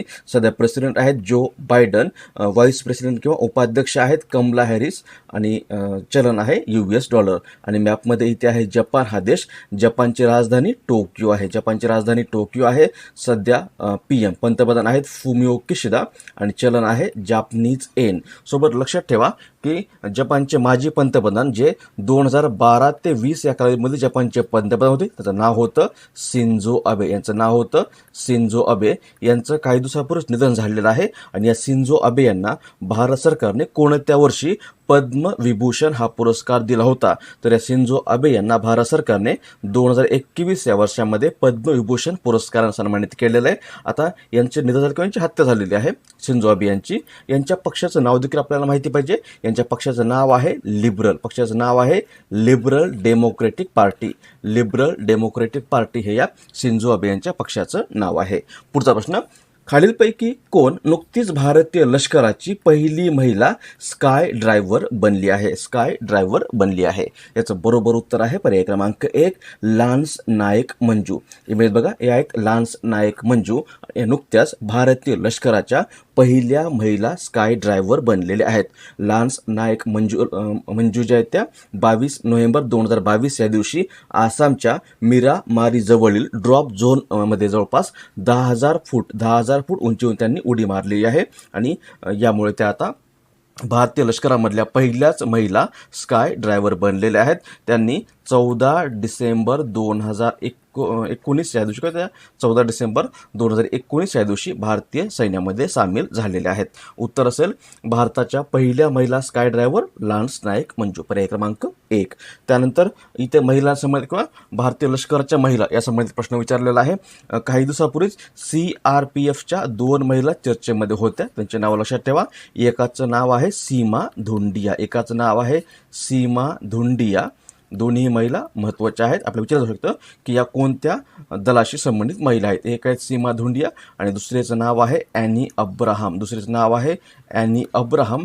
आणि या काही दिवसापूर्वीच CRPF दलामध्ये IG पदावर पदोन्नत होणाऱ्या आतापर्यंतच्या पहिल्याच महिला बनलेल्या आहेत. पुढचा प्रश्न, खालीलपैकी कोणाला नुकतेच 2022च्या सुमित्रा चरत राम पुरस्काराने सन्मानित करण्यात आला आहे? याचं बरोबर उत्तर आहे पर्याय क्रमांक 2 डॉक्टर उमा शर्मा. या बघा, या आहेत डॉक्टर उमा शर्मा आणि यांना नुकतंच या सुमित्रा चरण राम पुरस्कार 2022ने सन्मानित करण्यात आलेला आहे. हा जो पुरस्कार आहे सुमित्रा चरत राम पुरस्कार, हा पुरस्कार गेल्या 11 वर्षापासून भारतीय संगीत आणि नृत्य या क्षेत्रामध्ये कायमस्वरूपी योगदान देणाऱ्या प्रतिष्ठित कलाकारांना लाईफ टाईम अचिव्हमेंटसाठी देण्यात येणारा महत्त्वाचा पुरस्कार आहे. हा पुरस्कार स्थापन झालेला आहे 2010 या वर्षामध्ये आणि पहिल्यांदा हा पुरस्कार पंडित बिरजू महाराज यांना देऊन सन्मानित करण्यात आलं होतं. आणि 2022चा हा सुमित्रा चरत राम पुरस्कार नुकताच डॉक्टर उमा शर्मा यांना देऊन सन्मानित करण्यात आलेले आहे. डॉक्टर उमा शर्मा या एक कथ्थक नृत्यांगना आहेत आणि भारताच्या प्रसिद्ध शास्त्रीय नृत्यांगना म्हणून त्यांना ओळखलं जातं. याच डॉक्टर उमा शर्मा यांना भारत सरकारने 1973 या वर्षामध्ये पद्मश्री हा पुरस्कार दिलेला आहे आणि यांनाच 2001 या वर्षामध्ये पद्मभूषण 2001 मध्ये यांना पद्मभूषण या पुरस्काराने देखील सन्मानित केलेलं आहे. उत्तर असेल आपलं पर्याय क्रमांक 2 डॉक्टर उमा शर्मा. हा पुरस्कार जो आहे तो सुमित्रा चरत राम यांच्या नावावरून दिला जातो. याच्या सुमित्रा चरत राम आहेत त्या कोण होत्या? यांची कारकीर्द आहे 1914 ते 2011 या कालावधीमध्ये. त्या एक भारतीय किंवा त्या एक प्रसिद्ध भारतीय कला संरक्षक होत्या. 1952 या वर्षामध्ये यांनीच श्रीराम कला केंद्र स्थापन केलं होतं. त्यांनी कला आणि विशेषतः कथ्थकच्या पुनर्जीवनामध्ये महत्त्वाची भूमिका बजावली होती. या सुमित्रा चरत राम यांना भारत सरकारने 1966 या वर्षामध्ये पद्मश्री हा पुरस्कार देऊन देखील सन्मानित केलं होतं आणि ज्याच्या नावाने देण्यात आला हा पुरस्कार आहे सुमित्रा चरत राम पुरस्कार. पुढचा प्रश्न आहे, डेलॉइटने चालू आर्थिक वर्षामध्ये भारताचा भारताचा विकास दर किती राहण्याचा अंदाज व्यक्त केला आहे. डेलॉइट काय, तर डेलॉइट ही लंडन स्थित एक आंतरराष्ट्रीय प्रोफेशनल सर्व्हिसेस नेटवर्क कंपनी आहे. स्थापना झाली होती 1845 1845 या वर्षामध्ये डेलॉइटची स्थापना झालेली आहे. आणि याच डेलॉइट या लंडन स्थित आंतरराष्ट्रीय प्रोफेशनल सर्व्हिसेस नेटवर्क कंपनीने आता चालू आर्थिक वर्षामध्ये भारताचा विकास दर जो आहे तो 6.5% to 7.1% राहण्याचा अंदाज व्यक्त केलेला आहे. म्हणजे आपलं उत्तर असेल पर्याय क्रमांक 3. नेक्स्ट, प्रणय शर्मा हा खेळाडू खालीलपैकी कोणत्या खेळाशी संबंधित आहे. याचं बरोबर उत्तर आहे पर्याय क्रमांक 2, तो कराटेशी संबंधित आहे. कोण? प्रणय शर्मा. हा आहे तो प्रणय शर्मा. आणि हा कराटे विश्वातील किंवा एक स्पर्धा आहे, हा कराटे संबंधित खेळाडू आहे. आणि चर्चेमध्ये का आहे, तर नुकतीच एक स्पर्धा संपन्न झालेली, त्या स्पर्धेचं नाव आहे कराटे 1 सिरीज ए. कराटे 1 सिरीज ए नावाची एक स्पर्धा आहे. ही कराटे विश्वामधली जगामधली एक महत्त्वाची लीग स्पर्धा आहे. आणि यामध्ये अनेक प्रमुख कराटे स्पर्धांचा समावेश आहे. आणि यामध्ये जगातील सर्वोत्कृष्ट कराटे खेळाडू सहभागी होतात.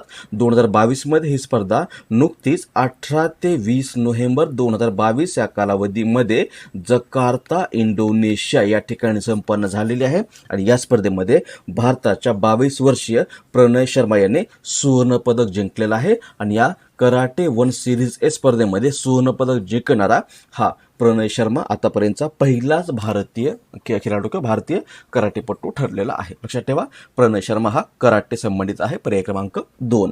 त्यानंतर पुढचा प्रश्न, खालीलपैकी कोणाला नुकतेच प्रतिष्ठित डॉक्टर अब्दुल कलाम सेवा पुरस्काराने सन्मानित करण्यात आले आहे. याचं बरोबर उत्तर आहे पर्याय क्रमांक 1, रवी कुमार सागर. हा आहे रवी कुमार सागर. हा RKS Eno technologies private limited या कंपनीचा सर्वात तरुण संस्थापक आणि CEO आहे. वय आहे 22 वर्ष. आणि यालाच नुकतंच प्रतिष्ठित डॉक्टर अब्दुल कलाम सेवा पुरस्काराने सन्मानित करण्यात आलेला आहे. हा जो पुरस्कार आहे डॉक्टर अब्दुल कलाम सेवा पुरस्कार, हा पुरस्कार समाजासाठी सतत केलेल्या सेवेबद्दल आणि भारतातील सर्वात तरुण उद्योजकांपैकी एक देण्यात येणारा एक पुरस्कार आहे. उद्योजकांना देण्यात येणारा एक पुरस्कार आहे. भारताचे दिवंगत राष्ट्रपती डॉक्टर APJ अब्दुल कलाम यांच्या जयंतीनिमित्त वंदे भारत फाउंडेशन आणि लीड इंडिया फाउंडेशनतर्फे दरवर्षी हा पुरस्कार देऊन सन्मानित केलं जातं. आणि यावर्षी हा पुरस्कार जो आहे तो या रवी कुमार सागर याला देऊन सन्मानित करण्यात आलेलं आहे. पर्याय क्रमांक 1. त्यानंतर पुढचा प्रश्न, संगाई फेस्टिवल किंवा संगाई महोत्सव हा खालीलपैकी कोणत्या राज्यामध्ये साजरा केला जाणारा प्रमुख वार्षिक सांस्कृतिक महोत्सव आहे. याचं बरोबर उत्तर आहे पर्याय क्रमांक 2, मणिपूर. हा जो संगाई महोत्सव आहे हा मणिपूरमध्ये किंवा मणिपूरच्या पर्यटन विभागातर्फे दरवर्षी 21 ते 30 नोव्हेंबर या कालावधीमध्ये आयोजित केला जाणारा एक वार्षिक सांस्कृतिक महोत्सव आहे. आणि हा नुकताच आता संपन्न झालेला आहे या मणिपूर या राज्यामध्ये. संगाई हे मणिपूरचा राज्य प्राणी आहे. थोडक्यात हा एक हरिण आहे. आणि याच्याच नावावरून हा महोत्सव आहे संगाई फेस्टिवल. हा दरवर्षी 21 ते 30 ऑक्टोबर या कालावधीमध्ये मणिपूरमध्ये साजरा केला जातो. मॅपमध्ये पाहिलं तर इथे आहे मणिपूर. हे राज्य. मणिपूरची राजधानी आहे इम्फाळ ही राजधानी आहे. सध्या राज्यपाल आहेत एल गणेशन आणि मुख्यमंत्री आहेत एन बिरेन सिंह. आता इथे फेस्टिवलचा उल्लेख आला किंवा सणाचा उल्लेख आलेला आहे. इतर काही महत्त्वाचे सण आहेत. त्यामुळे जर आपल्याला असं विचारलं की बिहू हा कोणत्या राज्याचा सण आहे, बिहू आहे किंवा देईंग पतकाई आहे. बिहू आणि देईंग पतकाई हे दोन्ही सण जे आहेत ते आसामचे प्रमुख सण आहेत. त्यानंतर मांडो महोत्सव कुठे साजरा होतो? मांडो महोत्सव जो आहे तो दरवर्षी गोवा या राज्यामध्ये साजरा केला जातो. हॉर्नबिल फेस्टिवल, हॉर्नबिल कुठला आहे तर हॉर्नबिल जो आहे तो दरवर्षी नागालँड या राज्यामध्ये साजरा केला जाणारा प्रमुख उत्सव आहे, प्रमुख सण आहे. ओणम कुठला आहे? ओणम जो आहे तो केरळ या राज्याचा प्रमुख सण आहे. पोंगल तामिळनाडूचा आहे. पोंगल हा सण तामिळनाडू या राज्याचा आहे. बतुकम्मा जो आहे, बतुकम्मा हा सण कुठे होतो साजरा तर हा तेलंगणा या राज्यामध्ये साजरा होतो.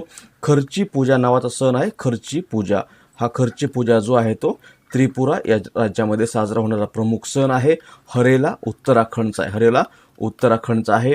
बोनालू किंवा बोनालू पर्व हा तेलंगणामध्ये साजरा केला जातो. आणि खासी नृत्य महोत्सव जो आहे तो मेघालय या राज्यामध्ये साजरा केला जातो. सगळे सण जे आहेत ते आतापर्यंत वेगवेगळ्या परीक्षेमध्ये विचारण्यात आलेले सण आहेत. आणि आता आपला मूळ प्रश्न काय, शांघाय फेस्टिवल हा आहे मणिपूरचा. पर्याय क्रमांक 2. आजचा 10वा प्रश्न आहे, नसीम अल बहर भारत व डॅश या देशादरम्यान आयोजित केला जाणारा, नसीम अल बहर हा भारत व डॅश या देशादरम्यान आयोजित करण्यात येणारा द्विपक्षीय नौसैनिक युद्ध अभ्यास आहे. याचं बरोबर उत्तर आहे पर्याय क्रमांक 2 ओमान. ओमान आणि भारत या दोन देशांचा हा संयुक्त नौसैनिक युद्ध अभ्यास आहे. नाव आहे नसीम अल बहर. आणि हा नसीम अल बहर जो आहे हा नुकताच किंवा या युद्धाभ्यासाचं 13वा संस्करण जे आहे ते नुकतंच 20 नोव्हेंबर या दिवशी ओमानमध्ये संपन्न झालेलं आहे. हा युद्धाभ्यास 1993 पासून सुरू झालेला आहे आणि शेवट संस्करण जे आहे ते 2019 मध्ये गोवा या ठिकाणी संपन्न झालं होतं. लक्षात ठेवा, नसीम अल बहर जो आहे तो भारत आणि ओमान या दोन देशांचा युद्ध अभ्यास आहे. मग ओमान मॅपमध्ये पाहिलं तर इथे आहे ओमान, इथे आहे ओमान हा देश, इथे आपला भारत आहे, इथे आहे ओमान. ओमानची राजधानी आहे मस्कट.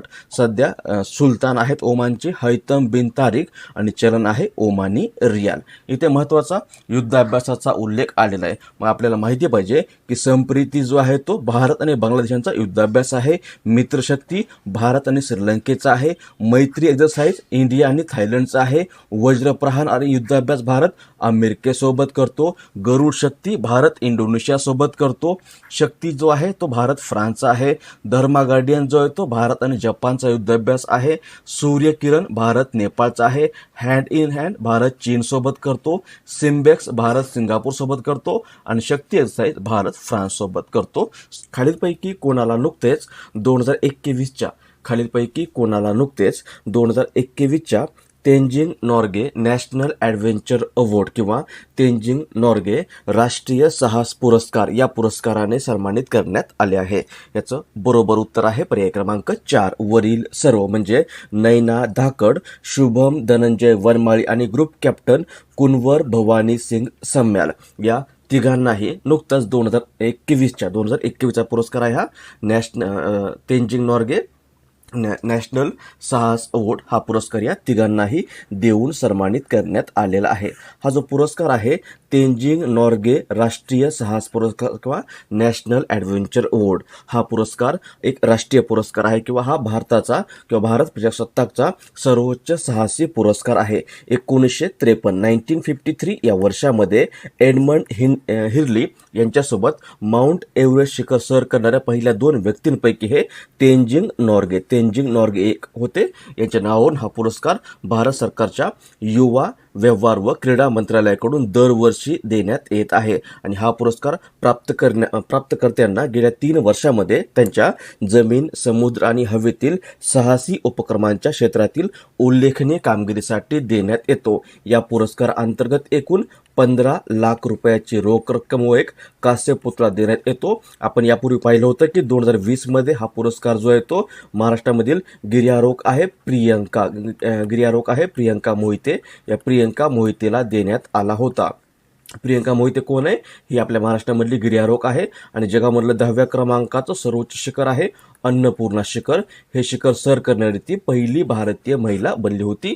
याच कामगिरीचा विचार करून तिला 2020चा हा तेंजिंग नॉर्गे राष्ट्रीय साहस पुरस्कार देऊन सन्मानित करण्यात आलं होतं. आणि आता यावर्षी हा पुरस्कार नैना धाकड, शुभम धनंजय वनमाळी आणि ग्रुप कॅप्टन कुनवीर भवानी सिंग सम्याल यांना देऊन सन्मानित करण्यात आलेलं आहे. नैना धाकड हिला लँड ॲडव्हेंचरसाठी हा पुरस्कार यावर्षी देण्यात आलेला आहे. शुभम वनमाळी याला हा पुरस्कार वॉटर ॲडव्हेंचरसाठी आणि ग्रुप कॅप्टन कुनवर भवानी सिंग सम्याल यांना हा पुरस्कार लाईफ टाईम कॅटेगरीसाठी देऊन सन्मानित करण्यात आलेला आहे.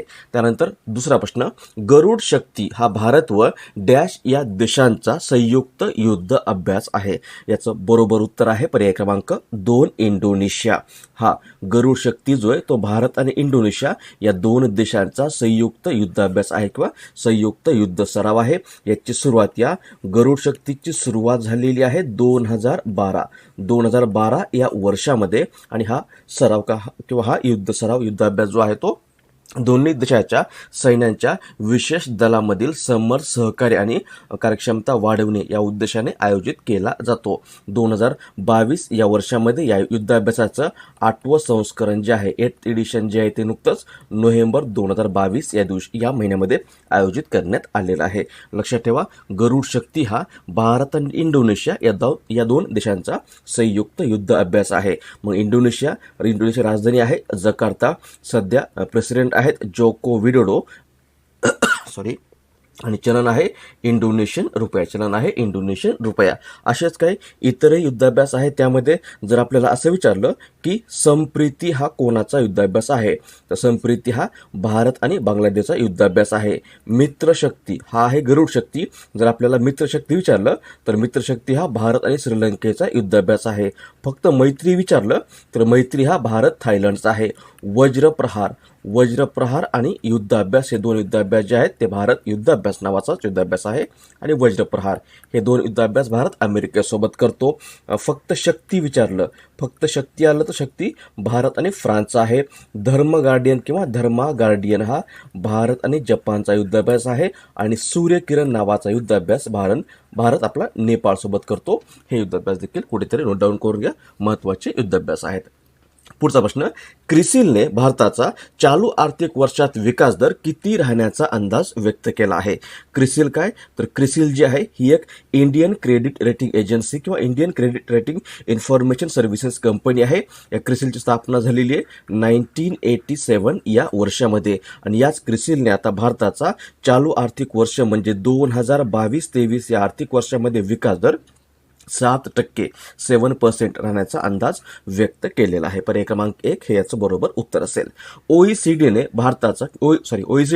2022 या वर्षामध्ये जगाचा विकास दर किती राहण्याचा अंदाज व्यक्त केला आहे.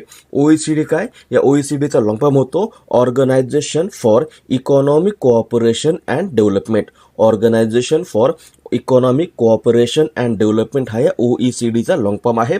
38 सदस्य देश असणारी ही एक इंटर गव्हर्नमेंटल ऑर्गनायझेशन आहे. स्थापना झाली होती 1961 या वर्षामध्ये. हेडक्वार्टर आहे पॅरिस, फ्रान्स या ठिकाणी. आणि याच ओईसीडीने नुकताच एक रिपोर्ट पब्लिश केला आहे. त्या रिपोर्टचं नाव आहे OECD economic outlook November 2022 confronting the crisis नावाचा हा रिपोर्ट आहे. आणि या रिपोर्टमध्ये असं म्हटलंय की जगाचा 2022 या वर्षामध्ये विकास दर जो आहे तो 3.1% एवढा राहील. आणि पुढील वर्षामध्ये म्हणजे 2023 मध्ये जगाचा विकास दर 2.2% राहील. एवढा कमी राहण्याचं कारण काय दिलं, कारण दिलेले आहेत वाढता व्याजदर, महागाई दर आणि रशिया युक्रेन युद्ध. यामुळे 2022 मध्ये जगाचा विकास दर 3.1% आणि 2023 मध्ये हा 2.2% राहील असा अंदाज या ओईसीडीने व्यक्त केलेला आहे. उत्तर असेल पर्याय क्रमांक 2. त्यानंतर पुढचा प्रश्न, खालीलपैकी कोणाची नुकतीच AICTE च्या अध्यक्षपदी नियुक्ती करण्यात आली आहे. AICTE म्हणजे काय, लॉंग फॉर्म होतो All India Council for Technical Education. AICTE म्हणजे All India Council for Technical Education ही एक वैधानिक संस्था असून उच्च शिक्षण विभागाच्या अंतर्गत तांत्रिक शिक्षणासाठी राष्ट्रीय स्तरावरील एक परिषद आहे. नोव्हेंबर 1945 या वर्षामध्ये या AICTE ची स्थापना सल्लागार संस्था म्हणून करण्यात आली होती. त्यानंतर 1987च्या संसदेच्या कायद्यानुसार या AICTE ला वैधानिक दर्जा देण्यात आलेला आहे.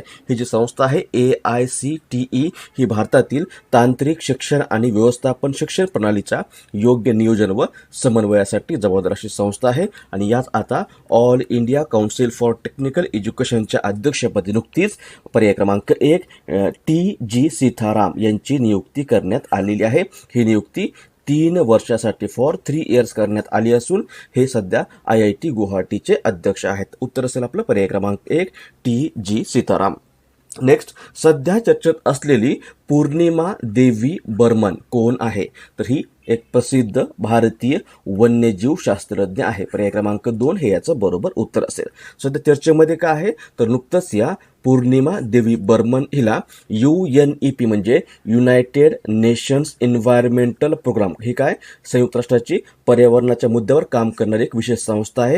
हिची स्थापना UNEPची स्थापना झाली होती 5 जून 1972 या दिवशी. यामुळेच हा 5 जून हा दिवस दरवर्षी जागतिक पर्यावरण दिन म्हणून साजरा केला जातो. महत्त्वाचा मुद्दा आहे की जागतिक पर्यावरण दिन कधी साजरा होतो. हा दिवस दरवर्षी 5 जून या दिवशी साजरा केला जातो, कारण या 5 जून या दिवशी 1972 या वर्षामध्ये या युनायटेड नेशन्स एन्व्हायरमेंट प्रोग्रामची स्थापना झाली होती. या UNEPचं हेडक्वार्टर आहे नैरोबी, केन्या या ठिकाणी. आणि याच UNEP कडून दरवर्षी एक पुरस्कार दिला जातो. त्या पुरस्काराचं नाव आहे चॅम्पियन ऑफ अर्थ. त्या पुरस्काराचं नाव आहे champion of the earth. Champion of the earth हा पुरस्कार 2018 मध्ये भारताचे पंतप्रधान नरेंद्र मोदी यांना मिळाला होता. हा पुरस्कार स्थापन झालेला आहे 2005 या वर्षामध्ये आणि हा एक वार्षिक पुरस्कार असून पर्यावरणासंबंधित काम करणाऱ्या लोकांना किंवा संस्थेला हा पुरस्कार देऊन सन्मानित केलं जातं.